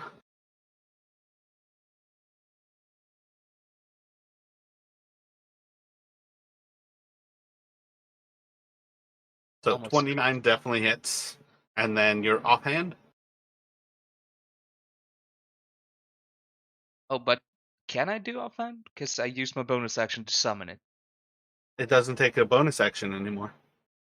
Oh, right. I forgot about that. Thank you.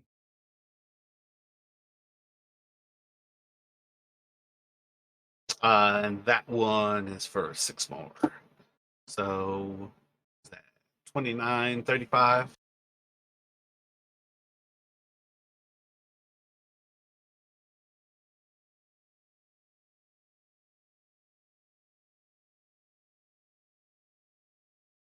What would you like Quinn to do? Then Quinn, well, I want to divide her attacks like one on the south of her and then one on the one I just attacked. Excellent. Hopefully I can get them both.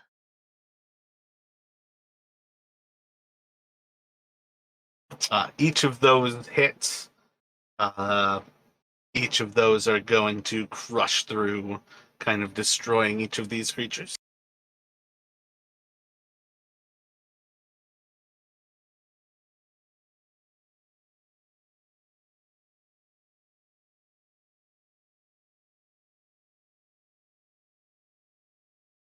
And then that would be the end of my turn.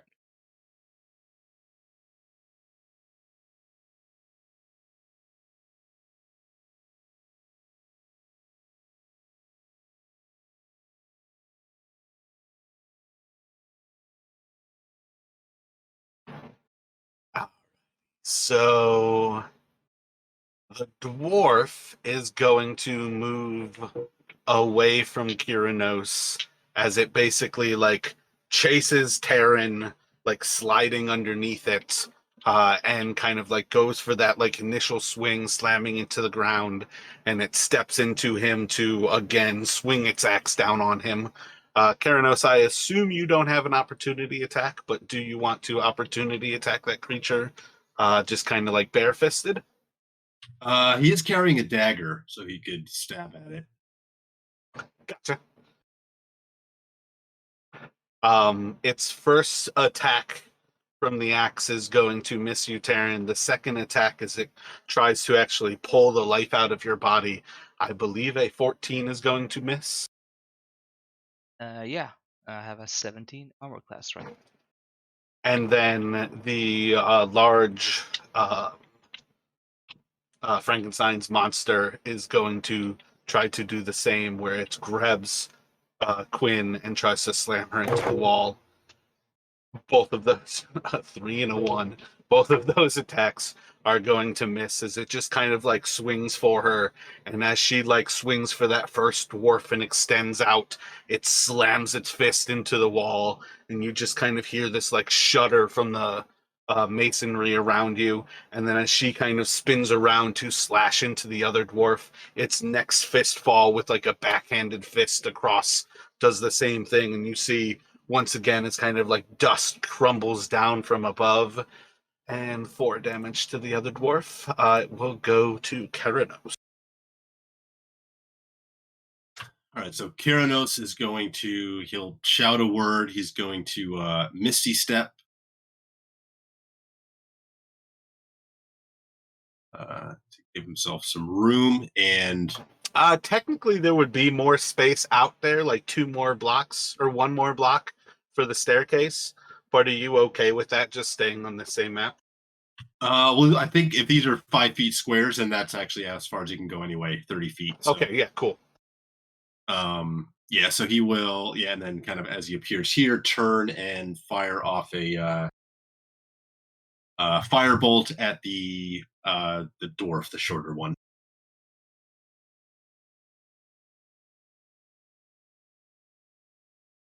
I believe you now didn't have inspiration. You can take inspiration for that. It will miss. I didn't actually end up using my other one. I keep forgetting to do it. Chris definitely did, so you can replenish yours, Chris. Yep, I'll give it to him. Oh, thank you. And then theoretically, you're good. It would go to Zeros.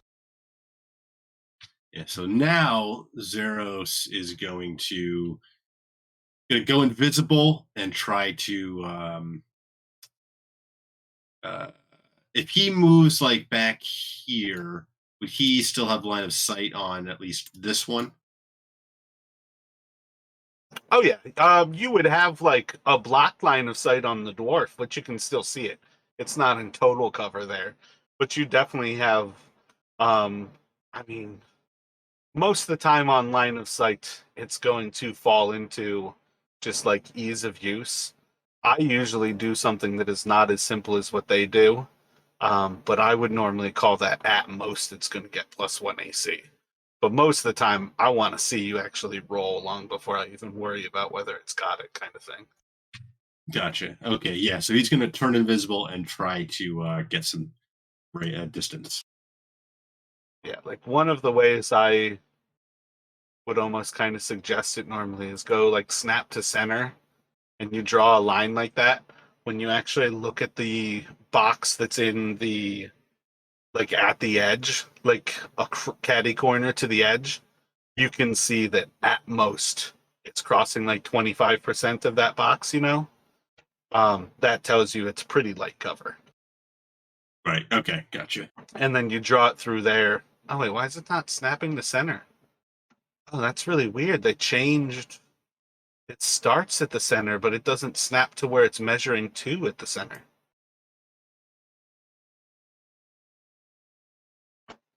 I used to do no snapping for that purpose because I didn't like it only gave you whole. Wait, are you guys only getting whole numbers there by 5 feet? Oh, it's because I'm holding Alt. It's because I'm holding Alt. So, like, with that one, you can see, like, when you cross it, it's actually hitting the corner. That's where I would say that's normally a solid understanding that that's going to give you, like, pretty heavy cover. So, like, if you go, what is it, like 3 or 5, I think, is how they design it in the book. It's usually a pretty solid understanding that's going to be, like, the 5, but you can still see it. And I would usually say that's, like, +1. Gotcha. Okay. That's all Zeros can do this turn. Gotcha. He did go invisible though. They can both strike out at him. They're just at disadvantage with it. Right. Yeah. Um, Yeah, I feel like I'm gonna stick with the same idea that they're still gonna respond with their actual axes and not try to actually suck his life out with their reaction. But this will be the dwarf. This will be the big guy. So just con save. The big guy does. What's the con for it? They're Target's gonna be disadvantaged 13. though, right? Oh yeah, my bad. Yeah, 12, right? His AC is 13. 13, yeah. Oh, wait, this one's got a +7. The Tome Guardians are badass. So the 15 will still hit. DC 13 is his con save. So he is good to go.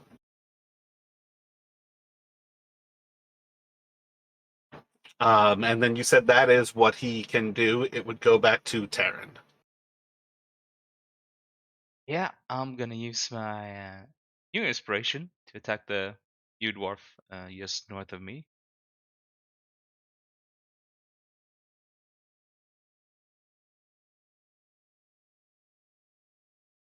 Good use of the inspiration. Holy shit, that's a lot of numbers. 11.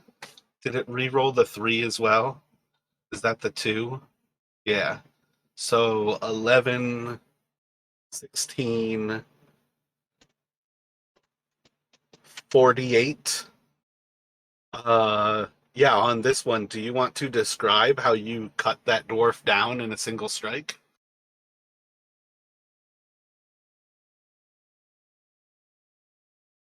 I mean, I guess like with the Kramits, I could go one going for the throat, and then like the other one, the offhand, like going into the going into the head because they're undead creatures, right? Yeah, these things have not bled as you're cutting into them. So you like cross the throat with the first one, and then the second one you're just like jamming it into its skull. Yeah, basically. But Yeah, and, like as you like cut across, there's just kind of like a pop and almost like an airbag kind of emptying. It's like the inside of this thing just kind of like bursts out with this rotten smell of disgustingness. A little more extra reminder that these creatures are not living at all. And then it would go to Quinn. There's only the Tome Guardian standing.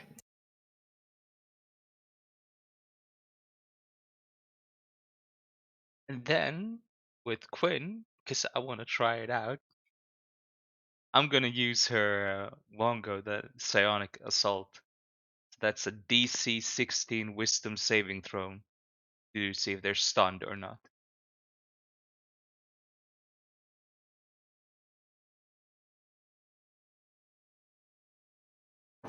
Um, So Wango is the Sioux monster. So you guys see is like Quinn kind of like almost like pauses for a moment, pulling her sword back into a high guard. And as she kind of just like holds this position for a moment, you see as her face kind of like tenses up. Both of the magicians would probably recognize for a moment like this person's like about to like burst some veins in her head as she's like just like forcing it forward, and then you see as her face kind of like almost turns for a moment, and you see like this hairy maw and these sharp like vampiric almost teeth come out, and then you'll see as Wango kind of like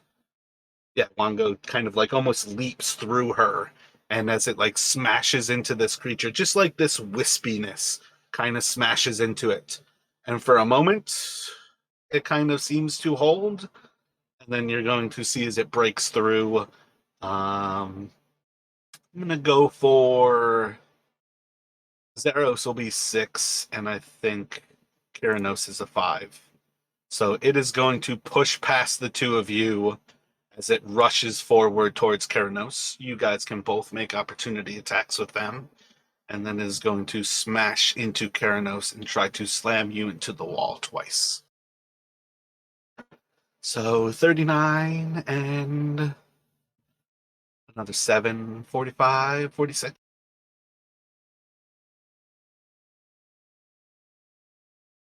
I think that's enough that as it kind of like pushes forward through the two of you, you guys can almost like see like huge chunks of its flesh, like almost like cut from the back. Quinn like cuts off like a few of the ribs, and like a huge like side of its body almost like slumps down, and it's kind of hanging on by stitches. But between those few little wounds there, this creature, like you can kind of see some of the like materia that's keeping it together are already kind of falling apart, and it's going to reach out to slam Kyrinos into the wall. First one should hit, second one should miss, and then it's going to deal 16 damage to you as you're just like smashed into the wall by just its massive form. And that will take us to you, Kyrinos. All right, so that leaves Kyrinos bloodied as he gets slammed against the wall. It's going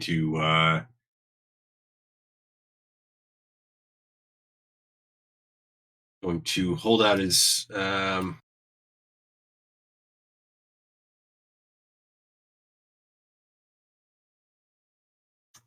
he's just going to try to blast it from close range with a firebolt. He'll use his advantage to make this just a straight roll. Inspiration. Excellent.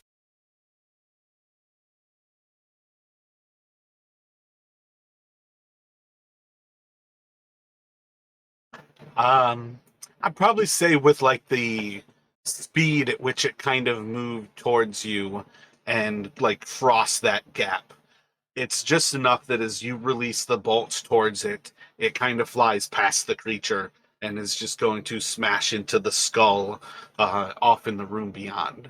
And it will go to Zeros.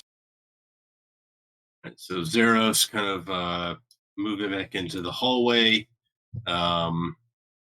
Is going to fire off a couple of Eldritch Blasts at this thing. I believe he's still invisible, so I think the first one might have advantage.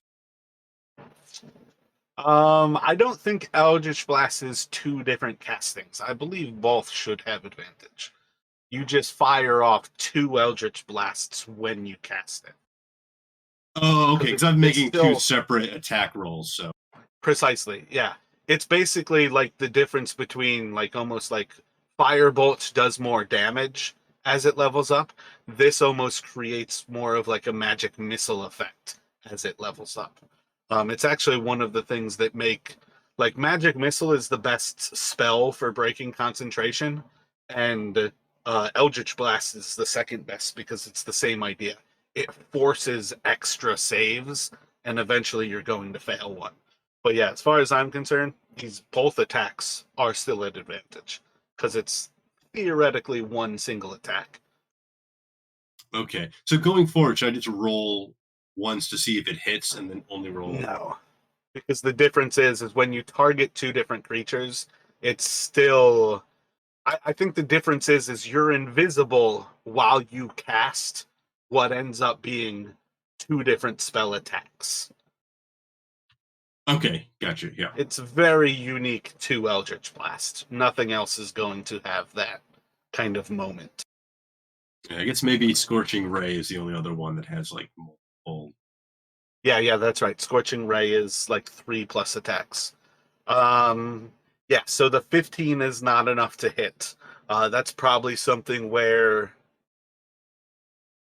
I think these are supposed to be kind of plated with steel, like around them. So I feel like that's kind of one of those things where it's hitting the body, it's being absorbed and just kind of like dissipated across like a steel plate as it slams into maybe that same like right shoulder with the yellow banner on it.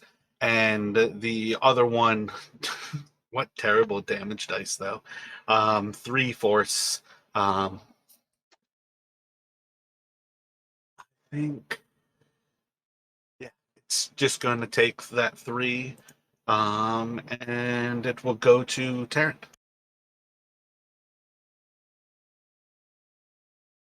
Yeah, and Terran, seeing it rush past him towards Kyrinos, is gonna follow and swing at it. Let's see.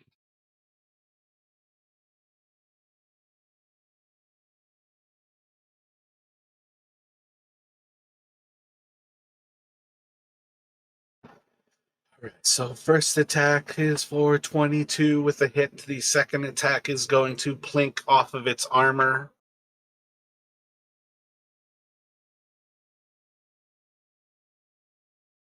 And Quinn will follow up.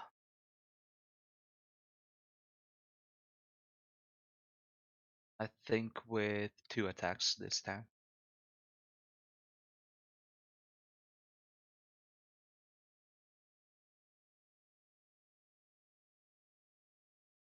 Oh, 22 was the magic number.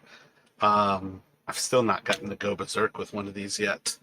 So as the two of you kind of move forward, Taryn like leaping up on this creature, stabbing his blades into it, you hear like the little ricochet as one of the blades grabs the steel. Quinn kind of pulling up behind with 2 slashes across it. You will watch as I'm trying to think of the name of the sword, but I still can't actually remember it offhand. Kind of cuts through this creature, and just like butter, you're going to watch as like this final slash just kind of follows up its spine and just unzips this thing, and it's going to crash down as the magic that's keeping it animated dissipates. And we're going to take a break here.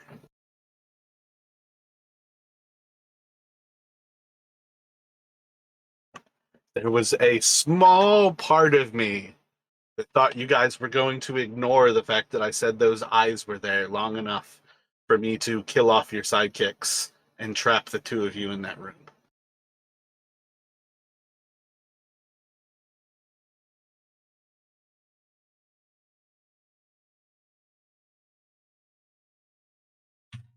I didn't even think of like the flesh golems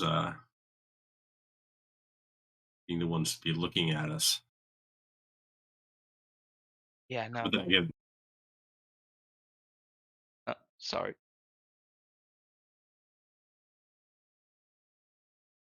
no, go ahead. Yeah, no, I was just gonna say that didn't really register to me either until we got up and the rhythmic thumps.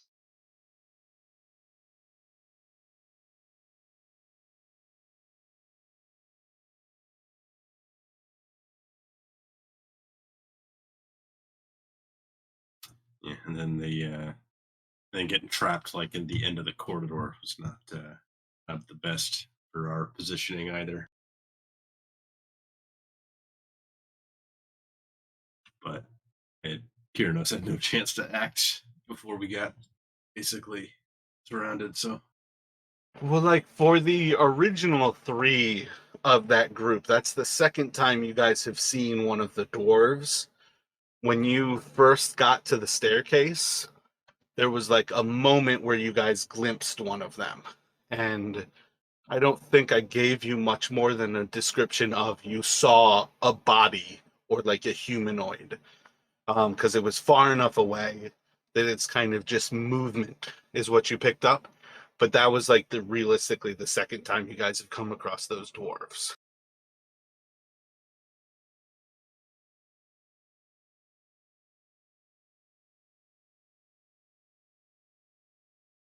Did either of you need to take a break, or are you guys good to go?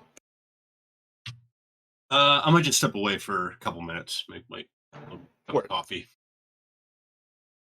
Yeah, and I'm just gonna take a toilet break.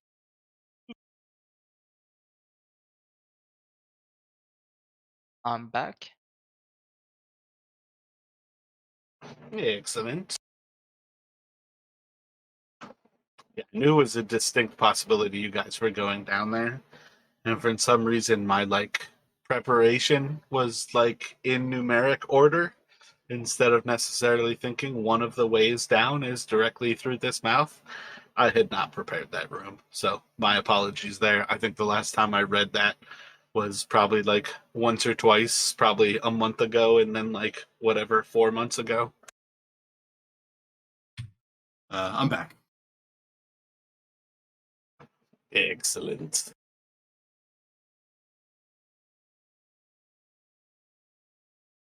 So probably looking at like well into like afternoonish. If you guys had the, oh wait, you've got keen mind. Doesn't necessarily mean you know what time it is. Hmm. That's something to keep in mind. I guess regardless, it at least makes it easy enough to say you're looking at like afternoon right now. It's probably been what, like say like 6 or 7 hours kind of thing since they rescued you from the cocoon. What kind of thoughts do you all have as you kind of bring this last of the Tome Guardians down, and as their bodies kind of collapse to the earth, as you all kind of like pull yourselves back in from the adrenaline and start to kind of staunch some of the initial wounds, seeing that the party is vastly bloodied and on some level you're getting into your day? What kind of thoughts do you all have here?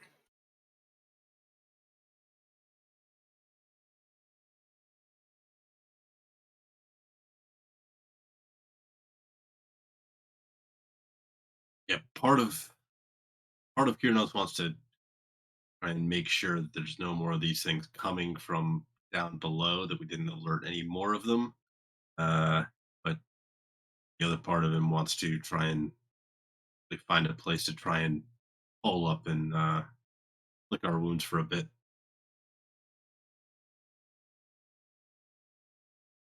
Yeah, Terrence with you, and holding up for a bit and licking our wounds. Maybe not a long rest, but at least a short one, just to take care of the worst things, so to say.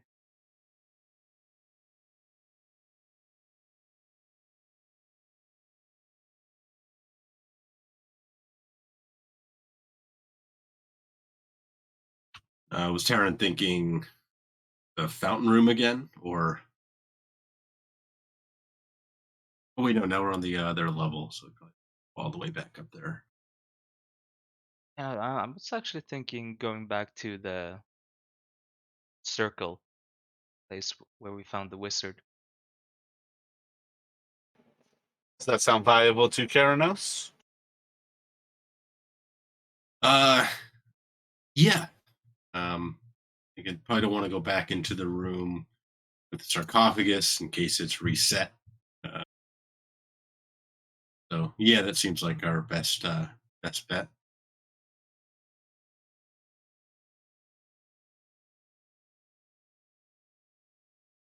I think the only Let thing me. would be, oh, sorry. No, go ahead. What do you think? I was gonna say, like, the only thing would be like Terran would probably keep an eye out for the spider as we go down there, just to see that it hasn't come back.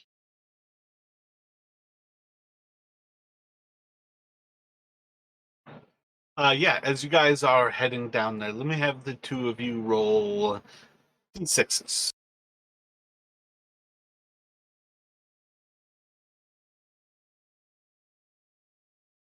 So you can kind of cautiously head down this hallway, kind of keeping an eye and keeping an ear out to try to listen for any sounds of anyone who might be traveling um, in this area, listening and hoping for no sounds, and then kind of crossing the part of the grand staircase and at least getting down this hall where you have a pretty solid understanding that you have a one-way path, and now behind you is the kind of like where threats might come from, and you progress forward, hoping then not to see any signs of any movement inside of the webs overhead. And you guys can make your way back to the point of the kind of like circular hall that seems to come up to your right, come up to your left. What would you like to do?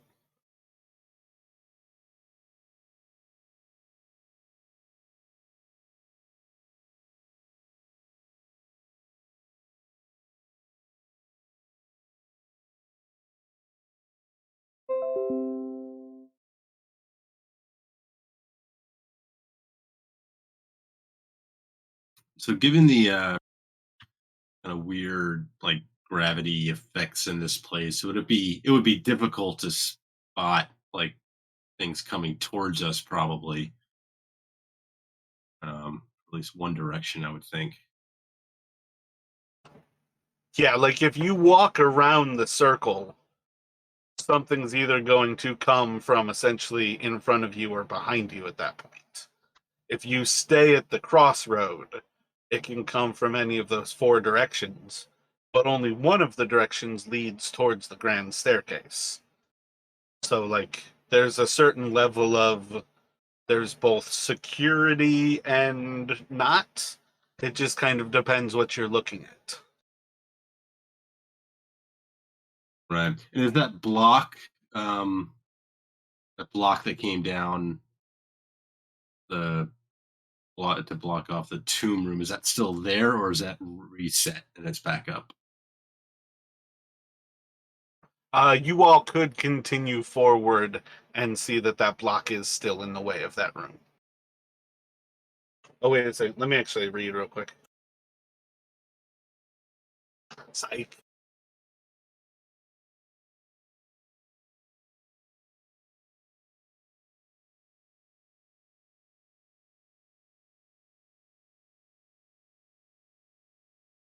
Like right after I like say it, I'm like, ooh, I feel like it might have said 1 hour.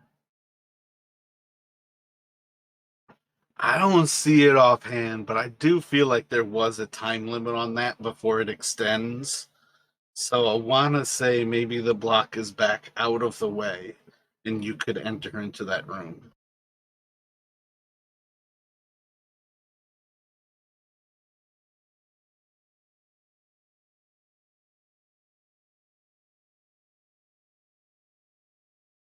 Not sure if we want to, but I was just curious if like that way was blocked off, like we could, whether we could somewhat. Yeah, I did see it. The block would have raised back into the ceiling. You can see into that tomb again. Okay. Um, yeah, so I don't know, Tara, maybe just trying sticking close to the crossroads. Yeah, I think Like that the would be for the best.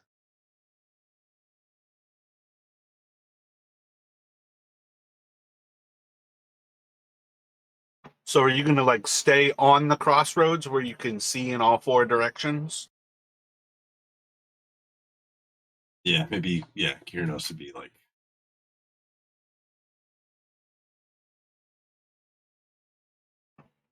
And then were you all just thinking of a short rest?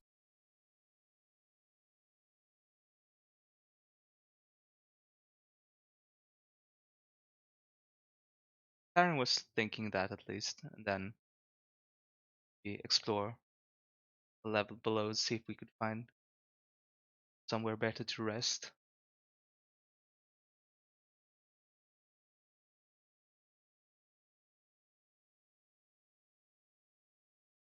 yeah, that yeah, Kiernos will agree to that. He is going to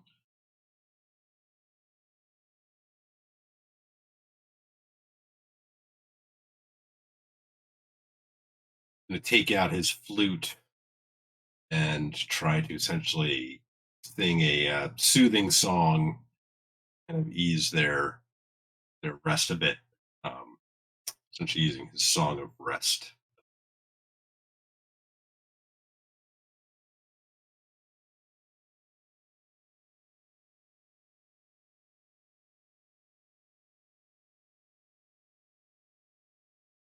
So if anybody expends a hit die, you can gain an extra, what is it, D6 on your Song of Rest? Yep, extra 1d6 at the if we make it to the end of the short rest. Yeah, for every hit die you use.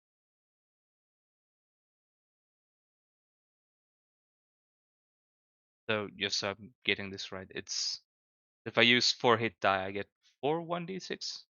No, no. Just if you use a hit die, you would gain one more. Oh, okay. So it's just one more extra 1d6.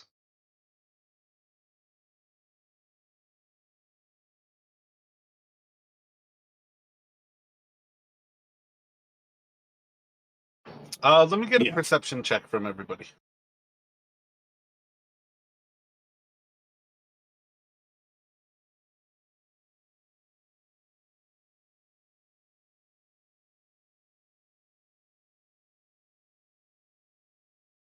So while you all are kind of like sat down holding to yourselves and Kyranos is playing this song of rest, you are going to start to hear kind of like tippy taps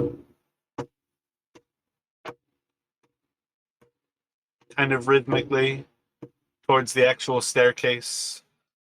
And then Kyranos, as you kind of like look up from your song, you will see a skeleton walking by on the grand staircase with a big metal object kind of hanging out from the top of its skull.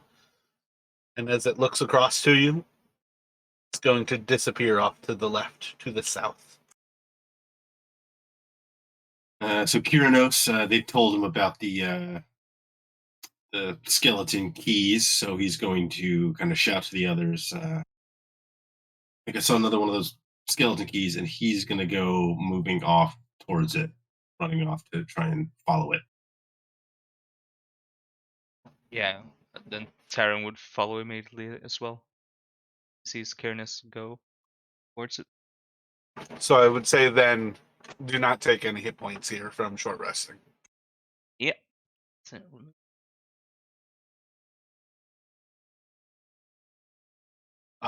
Let me have each of you roll d12s.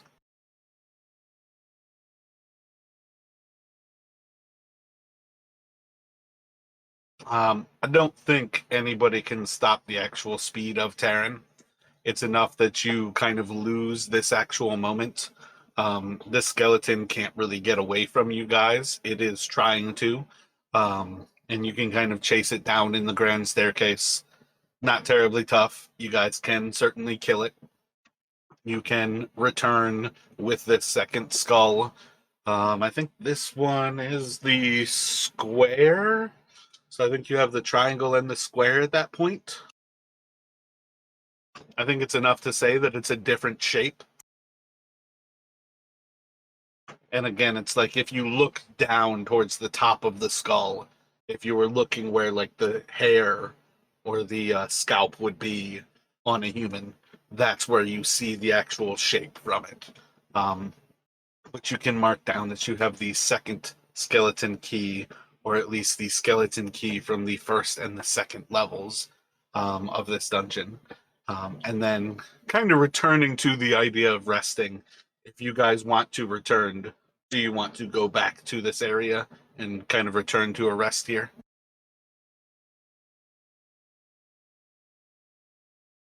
I'm almost wondering if we should rest back by the staircase. And I think something is coming from above or below. We might have more time to react.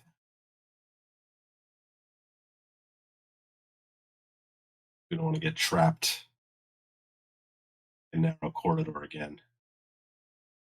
Yeah, maybe. But Terran will warn like about the golems with slingshots on their arms. Like try to and succeed to throw him off the staircase a couple of times.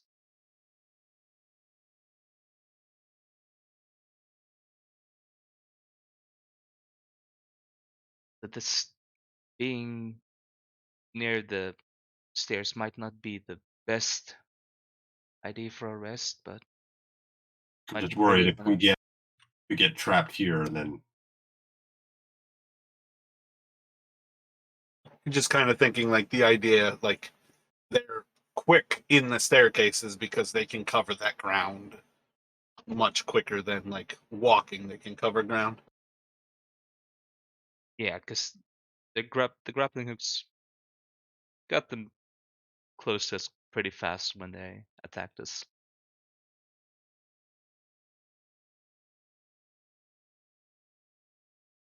Technically, I mean, if the room with the wine trap was open again, we could rest there.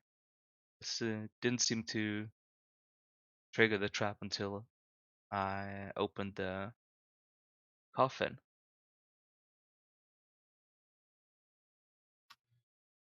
maybe we just stick out here. Take that risk. All right, I'm fine with that.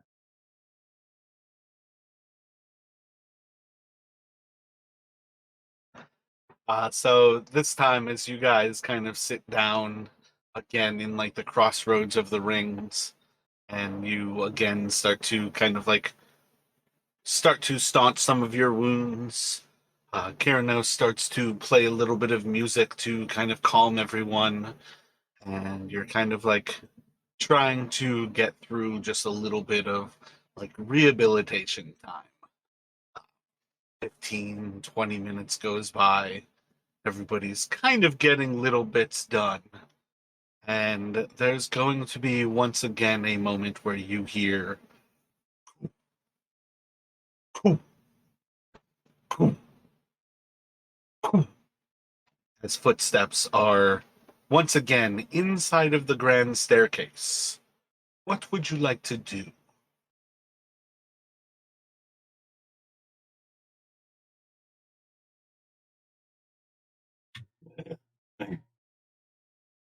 Kyrnos is going to start moving out that way. Does not want to be trapped again. Again, he doesn't want to be trapped in this narrow corridor. So you're going towards it? Yeah, I mean, he might pull up if the like it comes into view, but yeah.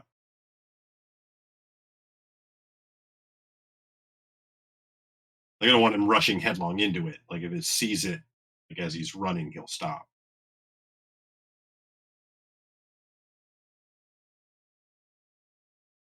Yeah, I mean, I think there's like 30 feet between the corridor and the grand staircase. So there's not too much between going in that direction and like walking up towards it. So what are you thinking? Well, I'm thinking like if it's reached the like this level and it's like on the floor, then he should be able to see it down the corridor, and then he would stop. Like if he's running out, like if he continues out and it's like he doesn't see it up here, he'll go out to the landing. All right, well, move where you would like to go at present here. What is your initial reaction when you're hearing it? Yeah, he's running out this way. But again, I'm saying like I don't think it's that weird that he would stop if it like if it's up here. Like You're very clearly moving closer to it, though. That's what I'm trying to say is you're going to see it. It's just a question of when. yeah, that's what I'm saying. He'll stop once it comes into view. Like once he can see it, he's going to like if he starts moving down the corridor and sees it in front of him, he's going to stop. All right, are you getting everybody else to follow with you to then come with you here? I think yeah, he would suggest that. Yeah. And Taran would follow. He wouldn't want to leave him alone. So probably like another opportunity to act is going to go by where the footsteps are approaching closer and closer. From that area in the tunnel, you can start to hear that it's coming from the south of you, from your left. Still out of view.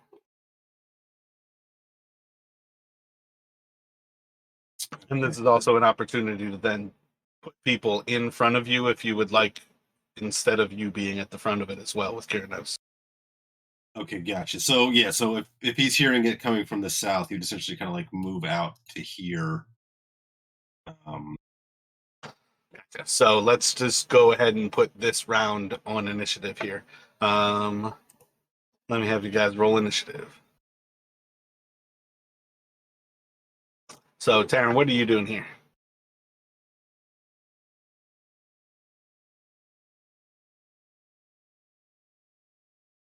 Well, seeing as Kyrnos went out, Taran is gonna follow.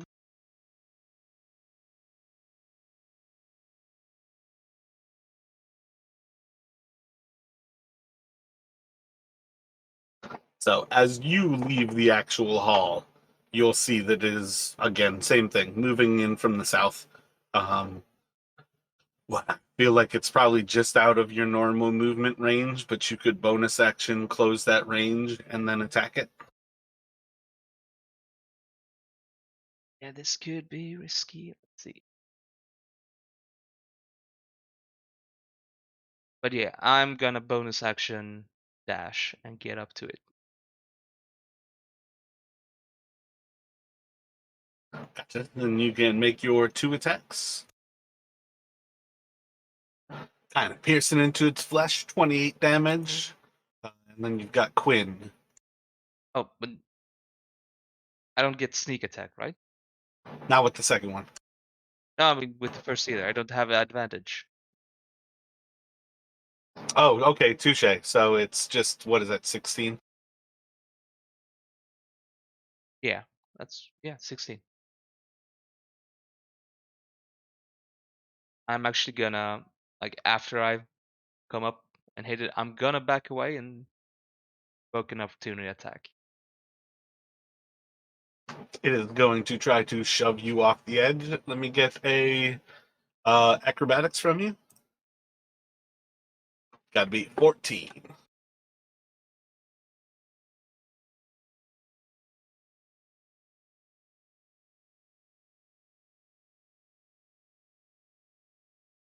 Dash, so that's a total of 50.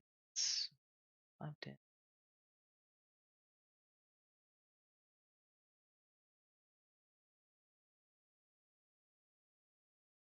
Up there basically.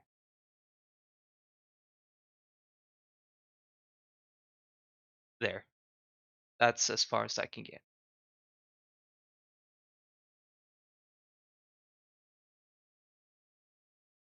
And then what would you like to do with Quinn? Don't think she can get. Move around the corner and Psychic Blast. I think I'm gonna get her there and then Psychic Blast.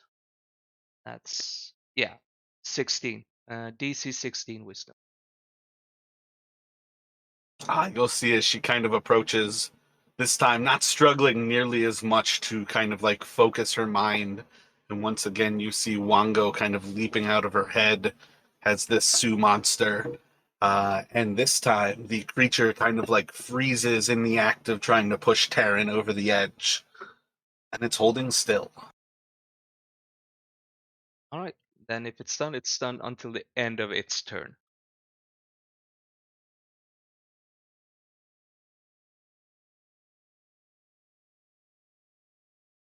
Its turn will come and go. Theoretically, Kyranos, you've moved like 2 spaces there, but you can continue your turn here. Okay, so Kyranos is going to give a shout of inspiration to Taryn. So bardic inspiration for him, and then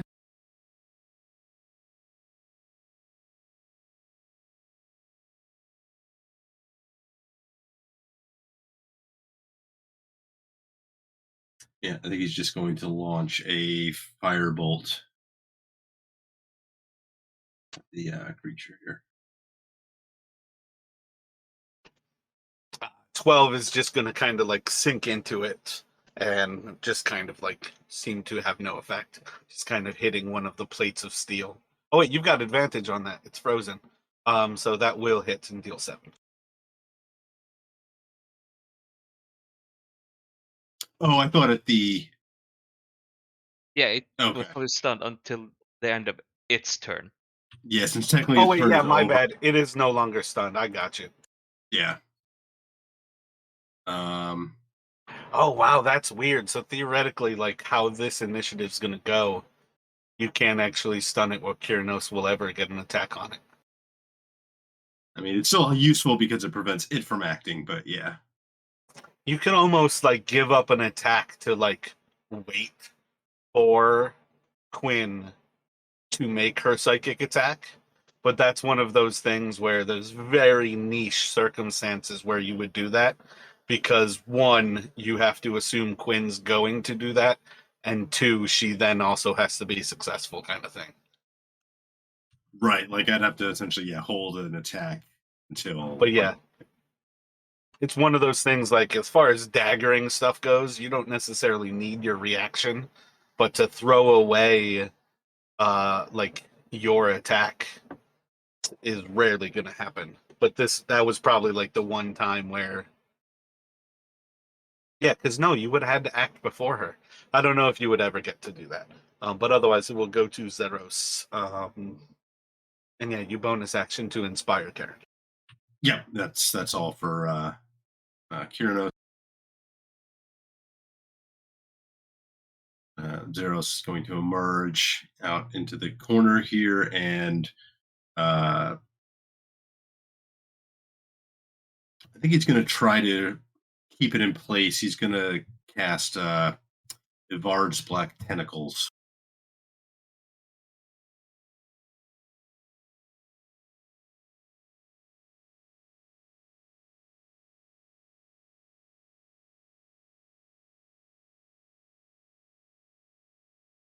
Was it dexterity or it's restrained? And it does no damage if it passes? It doesn't actually say on the character sheet. Let me pull up the spell real quick. Oh yeah, I got it open already. First time on a turn, or when it starts its turn there, dexterity saving throw, or take yeah, so it's damage and restrained, or it passes. So it's only on a fail. And then it's whether it starts its turn or moves into there later. So dexterity, it's going to take it to the 3d6. It is restrained. And I need one that is different than what I normally do stun with. Let's go for that's kind of grapple. Damn, I don't have a good one for restrained. It's got to be the grapple one for now. So 12 more. And what is that? That's not necrotic. Bludgeoning.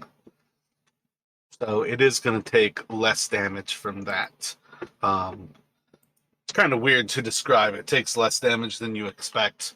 But on some level, you guys can like somewhat notice like this thing reacts different to like the magical blades of Quinn and Taryn than it does to like say when you stabbed it with your dagger, Keranos. In the same way that these things don't seem to affect it same. But what is that, a 20-foot? I think I actually Yeah. have the black tentacles. So I essentially want to put it's a 20-foot square, I think.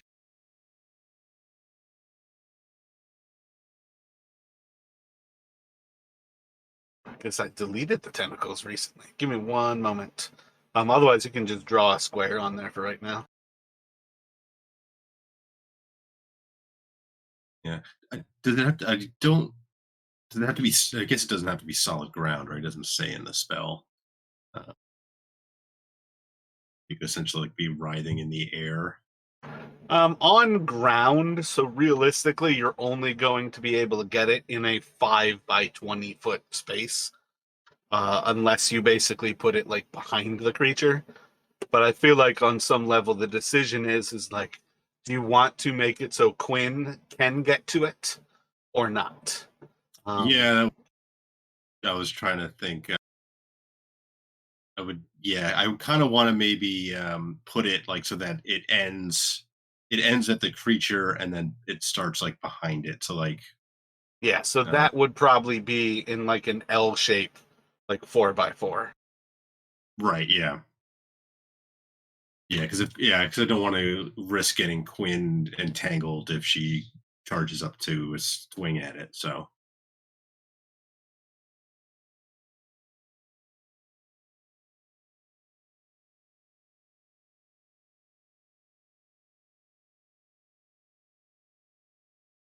and that blue is just for concentration, so I remember.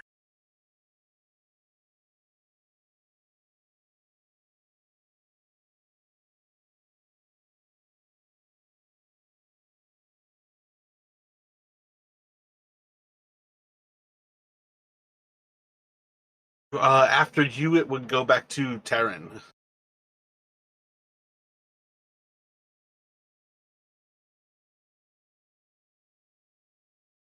D, and then Terran is gonna, yeah, move up and attack. And how is it with this restraint? Do I get advantage on attacks with that, or? Yeah, restrained, you have advantage on your melee attacks.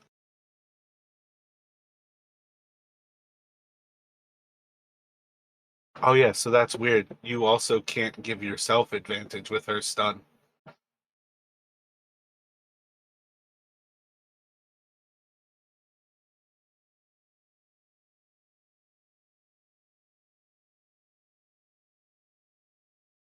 I'm not actually looking right now. I'm trying to create the tentacles. Did you roll a 17?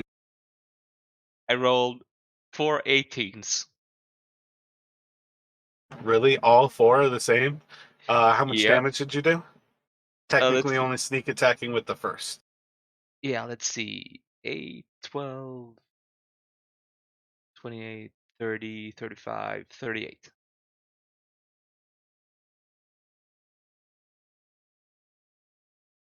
I think that's only 3, so I think that's 4.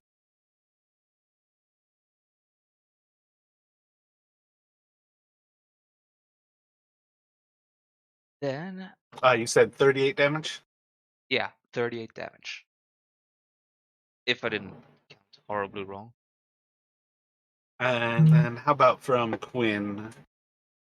Yeah, I'm just gonna bonus action disengage with Terran.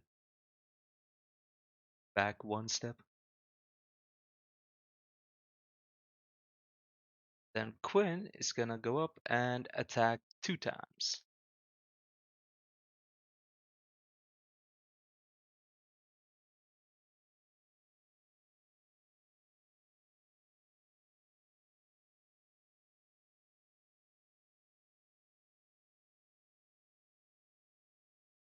For a 25 and a 26 with 10 and 16 damage. So 26 damage total.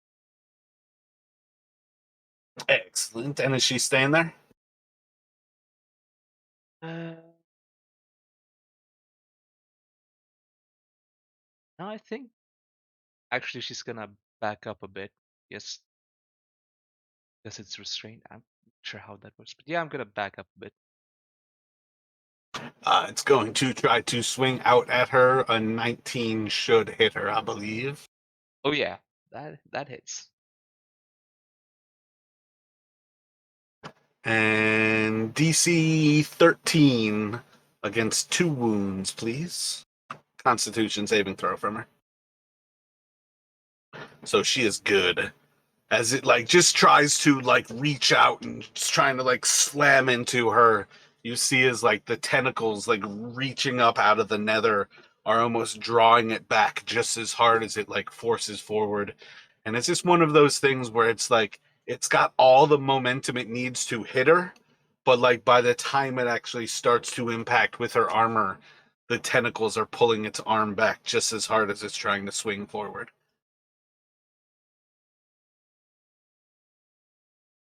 I just don't know if it's intelligent enough to use its action to try to break free. It's a very weird thought. But I guess it doesn't really have anything else that it can do. So I guess it just tries to run forward. And it should take. Yeah, Well, 3 more. So yeah. 5 more. Oh, finally.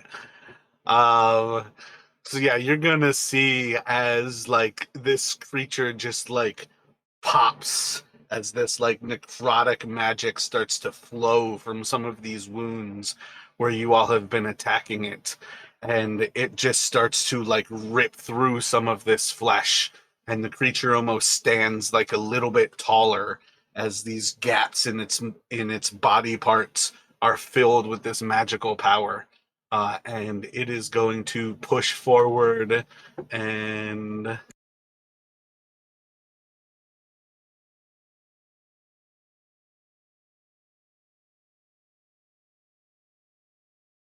doesn't have a range attack, but it is going to try to bust it.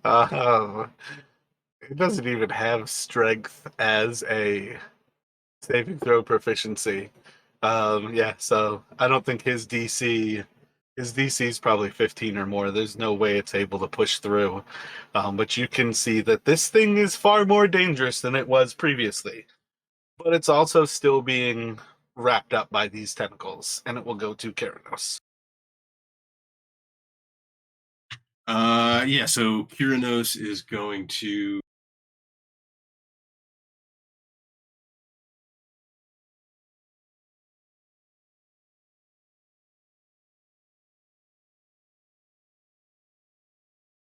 seeing this thing kind of like if it looks nastier than before, he is going to move here. Uh,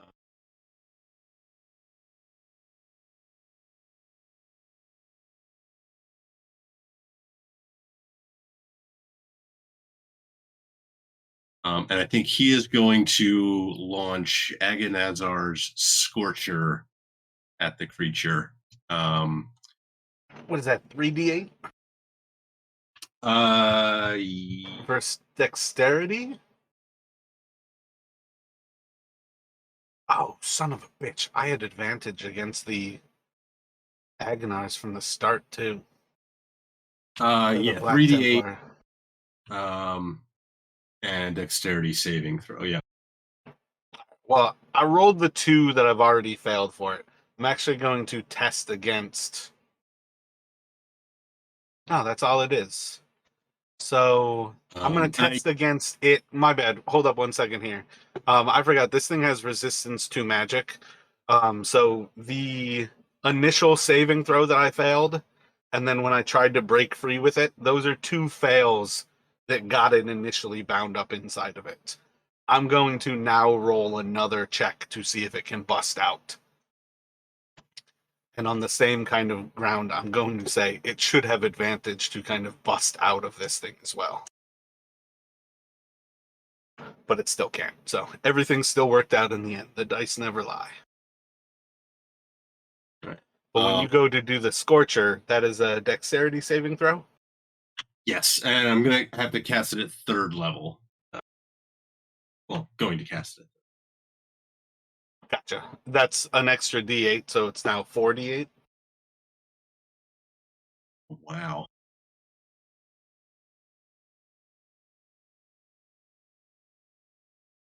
That time it will resist, so it's going to take 5.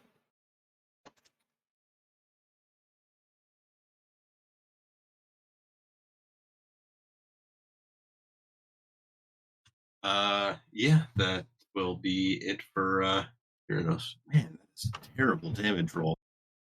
My bad. I didn't actually mark it as bloodied earlier, but that will take it into mortally wounded as well. Besides that, on some level, you guys can vaguely know when this thing has a chance to go berserk. It's already bloodied, so my apologies there. I got distracted by the actually rolling the 6 to go berserk.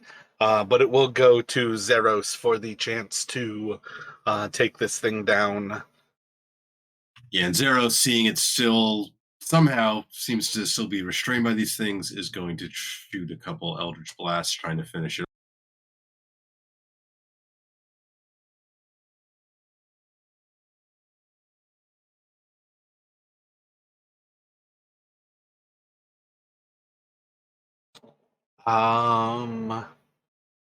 Who does restrained? Advantage on all of them, right? Yeah, so both of those are going to crit. I see no reason why this thing is not going to explode into at least like 8 different pieces. Because like its flesh is already kind of being torn apart from inside, and then the actual force damage is not only going to tear at the physical body, but it's going to dissipate the actual necrotic magic that's kind of holding it together despite the fact that the inside is kind of fighting out. And this thing's just going to like disintegrate into, 10, 15, 20 chunks of body parts, flesh, armor, just kind of crumbling all around you guys.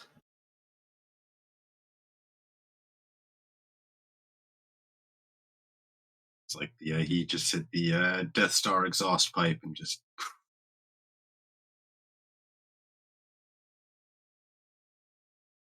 So I rolled 2 18s when you guys tried to rest. You want to try a third time?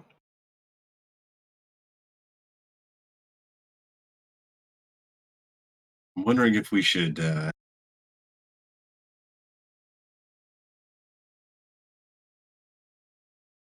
Well, we could.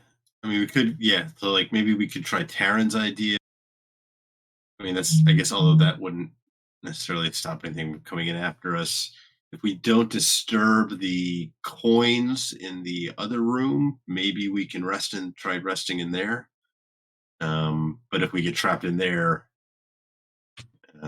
takes all four of us to get that door open, so that might not be a great idea. One thing that I was kind of getting at, and I don't necessarily want to tell you guys how to play, but you guys can certainly have like adventures live different than you, the players who are playing them. Like, there's also the chance if you're in that circle that the thing's going to simply walk by and not necessarily know you or notice you. It doesn't change the fact that if it does, Kyranos is right to question whether he wants to be in like the backside of something like that. But there's a slightly different kind of happening of like where you guys got noticed and an ambush came to attack you and something kind of randomly coming by. Right, right. Well, I'm ready to. Kiernos is ready to try Taryn's idea. If we want to try and actually go down one end of the ring and try and make camp that way.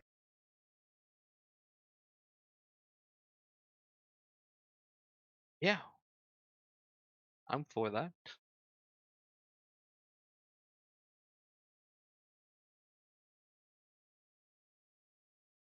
Is that Kyranos' familiar? Uh, I don't remember making an owl familiar. Whose was that for? is that Valine's? No, it wouldn't be in this game. It doesn't have a player associated with it. I wonder if that was from Christy. Can't even remember her name at this point. You should see black tentacles now underneath the spells. I didn't actually think to set it to the right size, but I'll set it to the size so you should be able to drop that in the future that you decide to use it. Okay, thanks. Yeah, Kiernos doesn't have a familiar. I don't remember any of our characters having a familiar in this one, unless it was back. Did it Darcy? Yeah, that's who I was thinking. Darcy. It's got to have been hers. It's just been ages, and I really don't even remember it. But that also goes to show, like, part of like what's weird about not necessarily having spellcasters in a group is it's been ages since I've looked at your spells, like the list that you have access to.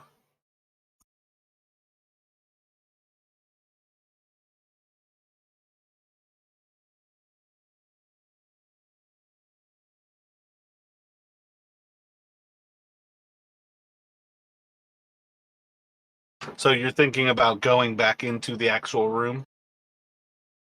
I think like into like down one, like into the actual like within the ring, so that we're not like at the crossroads, but we're actually going down.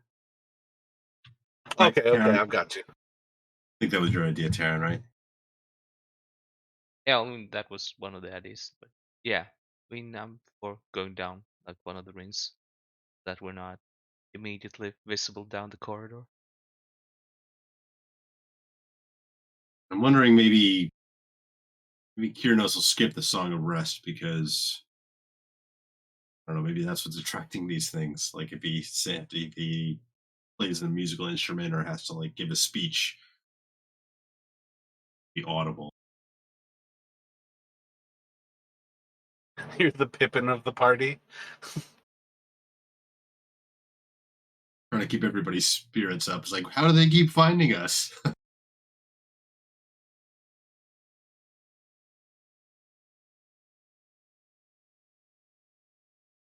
So it's up to you guys. Like, well, what would you like to do?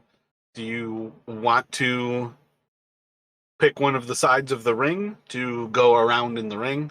Do you want to go inside of the false tomb? Do you want to go into Papa Zotel's tomb?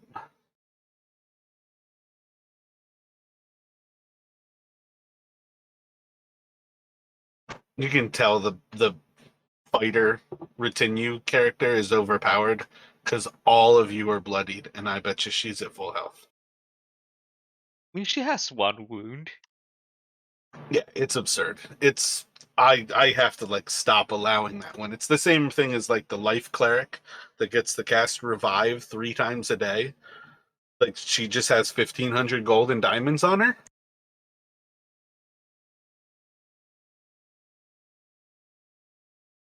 Well, Aaron, I'll leave this just one to you where you want to rest. I think I'll go with the circle. We go in one of the arms, let's say, corridors. Just get us out of the immediate sight. North or south? Let's go south, just because.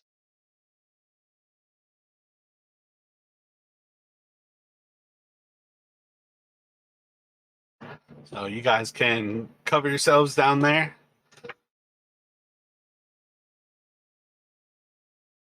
All right, and this one I rolled a 6, so you can indeed get your full rest here. I think you decided not to do the Song of Rest. Might have been the cause for the dice not doing it. But if you guys would like to expend any hit dice, you can go ahead and do that. You can grab up any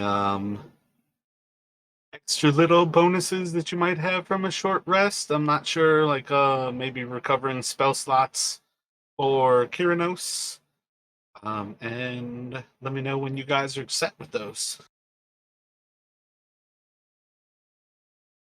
Is the Song of Rest the only thing that forces bards to actually make music? I mean, technically, you can give oratory as well, but he's proficient with the flute. I kind of think of him as like playing maybe like a mix of like a flute and like a. It does say that in it, though, that it can just be an oration. Yeah. I feel like for what it's worth, you guys are burning hit dice. You can roll an extra d6 and gain an extra hit. Yeah, you can use soothing music or oration to help revitalize your. That's kind of what I was thinking. I'm like, is that the one thing that they actually force bards to do it? Because it always seems silly. Like, to me, the bard is Shakespeare. And I've never heard of him making music except for maybe being a drunkard.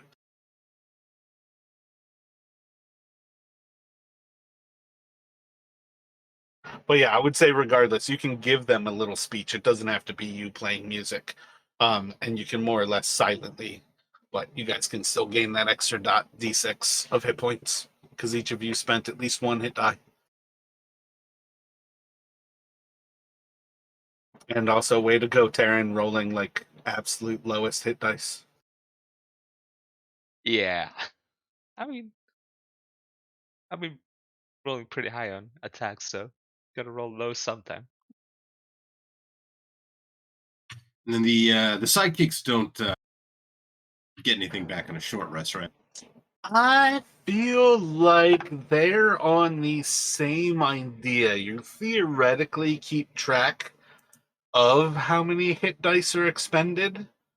But I think for what it's worth, you guys can kind of just decide what, like, I mean, you wouldn't have to expend all of them because you can gain 1 simply from the song. So, like, Quinn probably just has to do 1, and then it's just a question of how many you would want to expend for Zeros plus 1. Right. Well, he's at 1 now, so. So yeah, so if you expend 1 would put him at 3.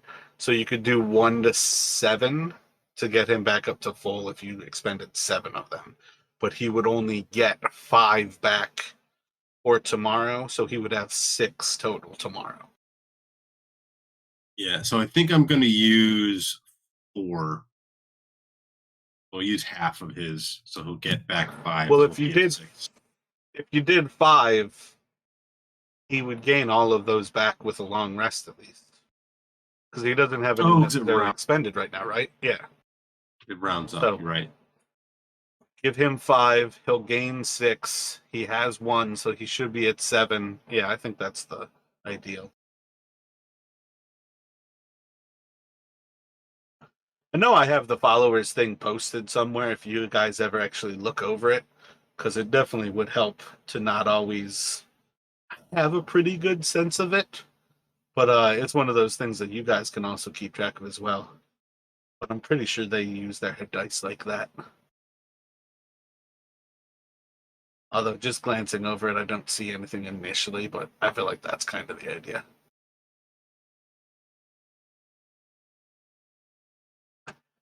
So, as you guys finish up after this hour, what sort of thoughts do you have?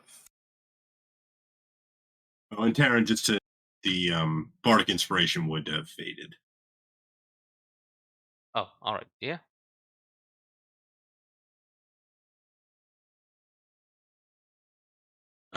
So Kiranos thinking now that we've kind of gotten into rest, we're looking a bit better. We maybe try taking the stairs down and see if we can find a plaque that might tell us a little bit about how to navigate the room that we rappelled down into before. I'm sorry. I think I misheard. I'm just trying to get we're going down the stairs, right? Get to the room. Yeah. Yeah. Okay. I missed a couple of words. So I was like, why are we rappelling down again? No, no, rather than to like try and see if we can find like some like the plaque, if we can find like another warning from a Sararak that might tell us how to navigate that room that we had rappelled down earlier, but we're not rappelling back down again. We're using the stairs this time. Okay, now I'm with you. Yeah, that sounds good. Go for the more traditional way.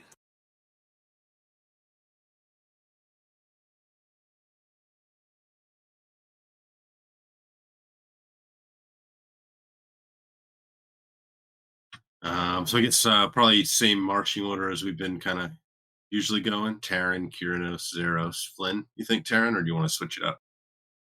I think that's a good marching order. Gotcha. So as you guys kind of round about the stairs here and kind of like walk back around this area, you pass by the plaque you've already seen for this second level, pass by the area where you decapitated the 3 zombies, and you start to head down the stairs, kind of walking towards this northern side.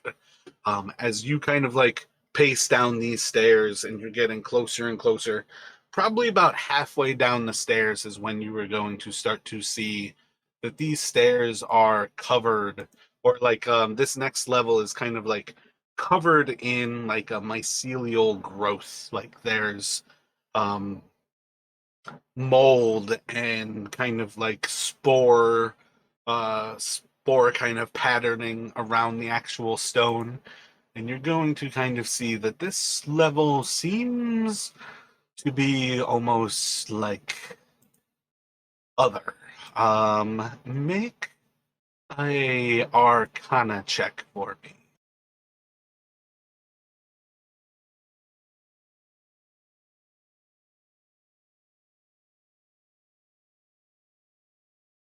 Do you want it from both of us or just? Oh yeah, my bad. I guess really, you don't have to have Arcana with yours, but you could do Nature if you wanted to. But it's definitely something that kind of looks a little bit beyond this world.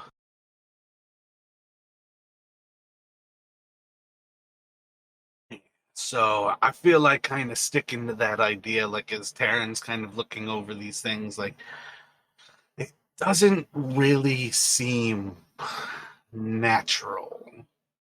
And it seems kind of outside of what you would expect from this place, from what you would expect in Chalt.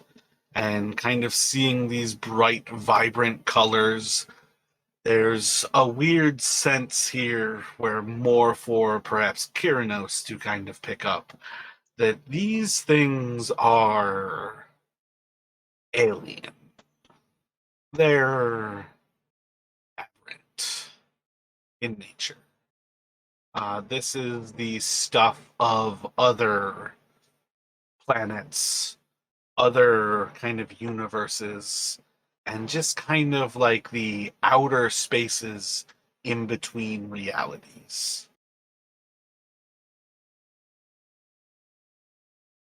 But you otherwise can walk down these stairs and you'll kind of see that there's a large hallway that kind of extends across the initial part of the landing.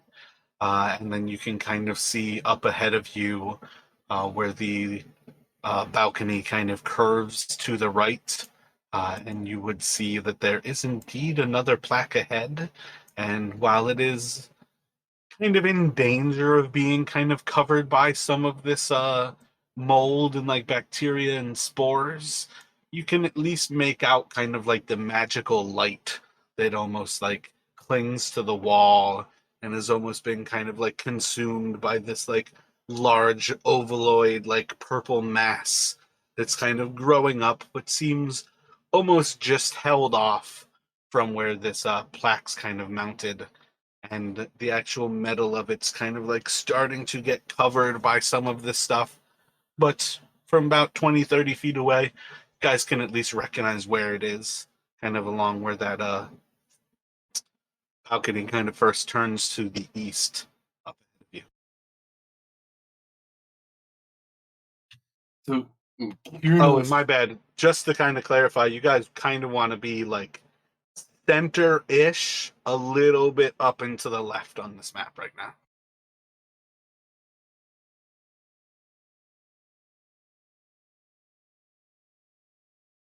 Oh, if you actually start from where you were before, because I still have it revealed, it's kind of just down and to the left of that. uh, so Kirinos wants to try and maybe use his light to try and almost like a flashlight, trying to tell if there's any like spores in the air, like being emitted by these weird flowers, almost like how you can see like dust motes in like a beam of light kind of thing.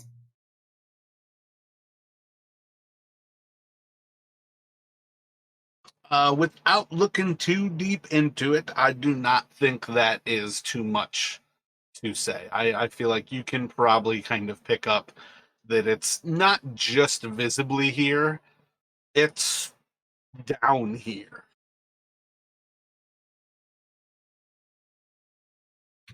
And so whatever these are, they're doesn't look like natural flora.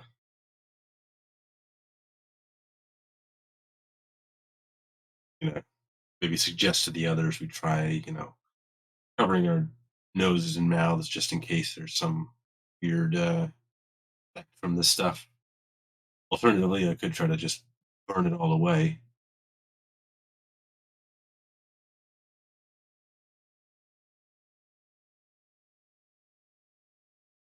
Mind having it all burn away. I don't think maybe that could be harmful as well. Breathing in the It's fumes or whatever. it's certainly possible. Oh, maybe we should just try and see and get to the plaque. See if it says anything.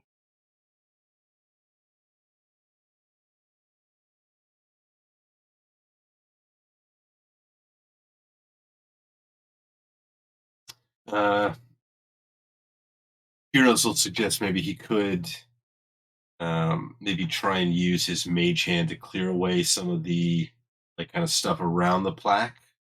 Maybe make it like someone will probably still have to get close enough to read it, but maybe try and make it as clean it off a little bit before we go over, just so he takes a little less time.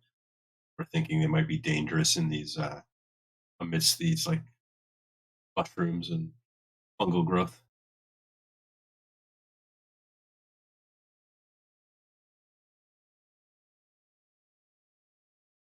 Gotcha. So you're just going to summon your mage hand and just kind of like scrape away some of the peripherals? Yeah, yep, exactly. Uh, do a if you have sleight of hand, do I mean, I guess realistically it's probably pretty similar to Arcana, but depending on how you have this set, I want a sleight of hand with your intelligence. So because of the bard, it might be potentially different than like just your proficiency, but like I feel like that could just as much be your Arcana check, basically. Yeah, so I do have sleight of hand. So with intelligence, it will be this plus whatever, right? This plus 3. Yeah.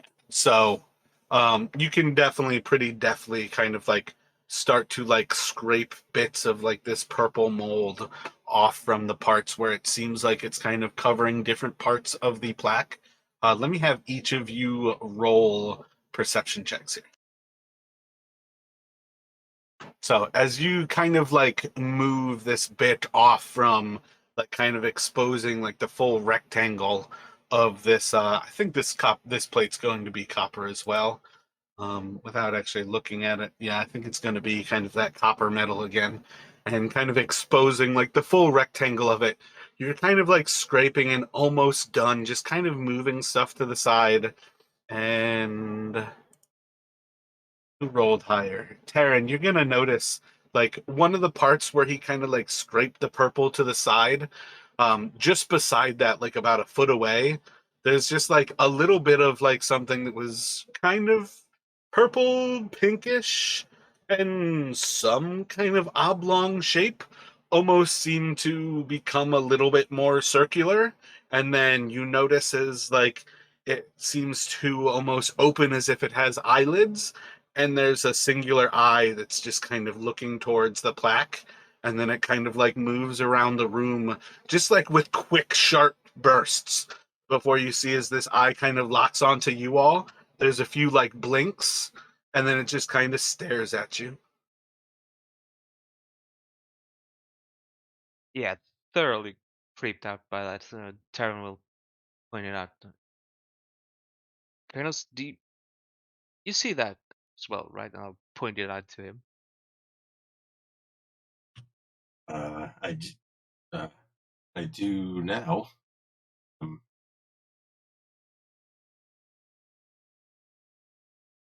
what a total it could be, but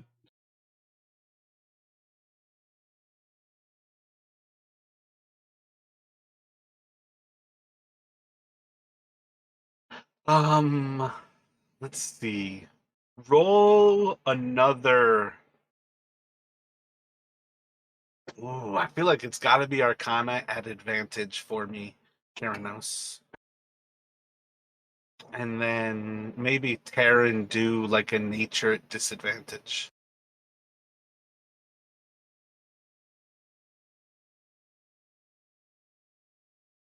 So I would definitely say Kiranos can have a solid idea that there are certainly aberrant creatures, and some of them are known by the fact that they are floating orbs with eye stalks. Uh, how many eye stalks is always a question of what it really is, but most of them have certain reasons that, regardless, they are dangerous. No matter how many stalks they have, they're all very powerful and very weird creatures. Again, the nature of aberrant creatures is often entirely alien to things that you would encounter in this world. That they are often just kind of baffling to the mind.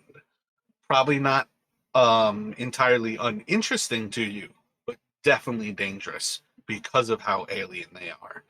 Um, I feel like Terran should at very least kind of come across like that same sort of understanding where you may not know as much about what some of these creatures are.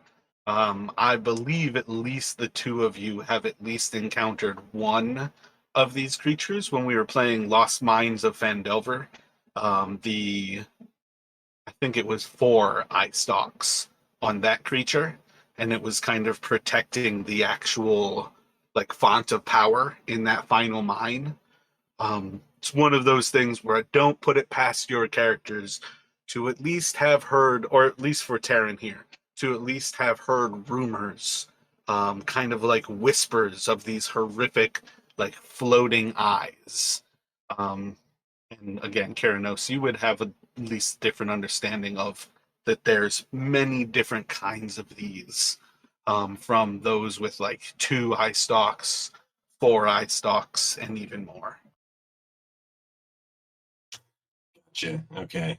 Would you know like the general name, like beholder, or Um, that's one of those things. It's kind of harder to necessarily say because I feel like these creatures are far more interesting when you use them a lot less. But beholders are definitely, at least for the meta knowledge, beholders are like the quintessential reason why. Like I think the 4 eye stalked one is the spectator, and then the 2 eye stalked one is like the watcher or something like that. But they're all, let's say at least all of them kind of are rumored in that they are creepy watchers. That they have this eye characteristic of not only are they a floating eye, but then that their actual like eye stalks are dangerous in themselves. gotcha? Okay. Yeah. So Kiranos will share his that with Taryn and suggest tread carefully. I believe they can be somewhat intelligent, but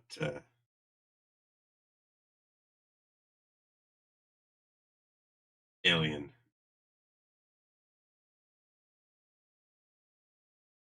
Just tread with caution. Yeah, I'm thinking of giving more and more stock to your idea of just burning everything down. Seems like it's a safer option right now. Would try talking to it. Hasn't attacked us yet.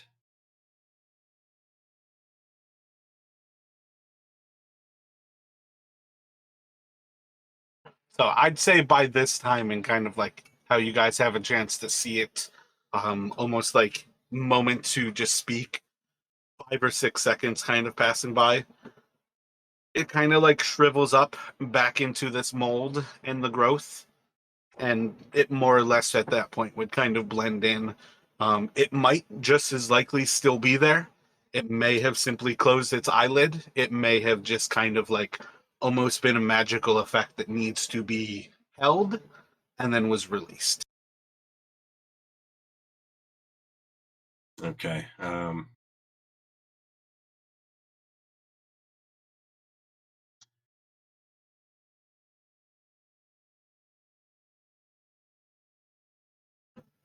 Do you want to attempt to burn away some of this? What do you think, Taryn? Here I am talking without push to talk. Yeah. Yeah, Turner's just going. Yeah, I'm starting to think burning it down is a better idea. Only to get rid of its camouflage area. As if it can hide it with whatever that growth is. That's not really good for us.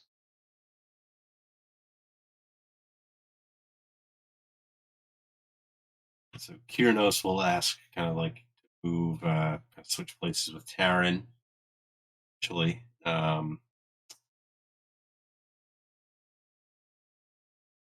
he's going to try casting Burning Hands to try to like clear a swath kind of immediately in front of him. Gotcha. So there's like that corner kind of just to your right of you.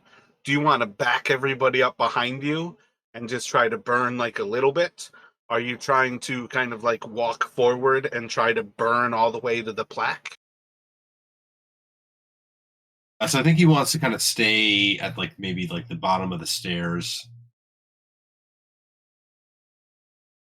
and then Gotcha. eventually kind of, yeah, like straight out from kind of there. Yeah.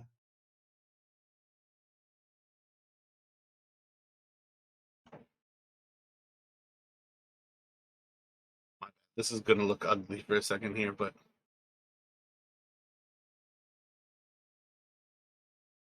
kind of thinking something along those lines.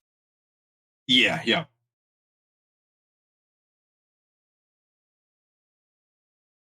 And you have the stone. So when you get to that, you'll probably at least see a little bit more down this hall.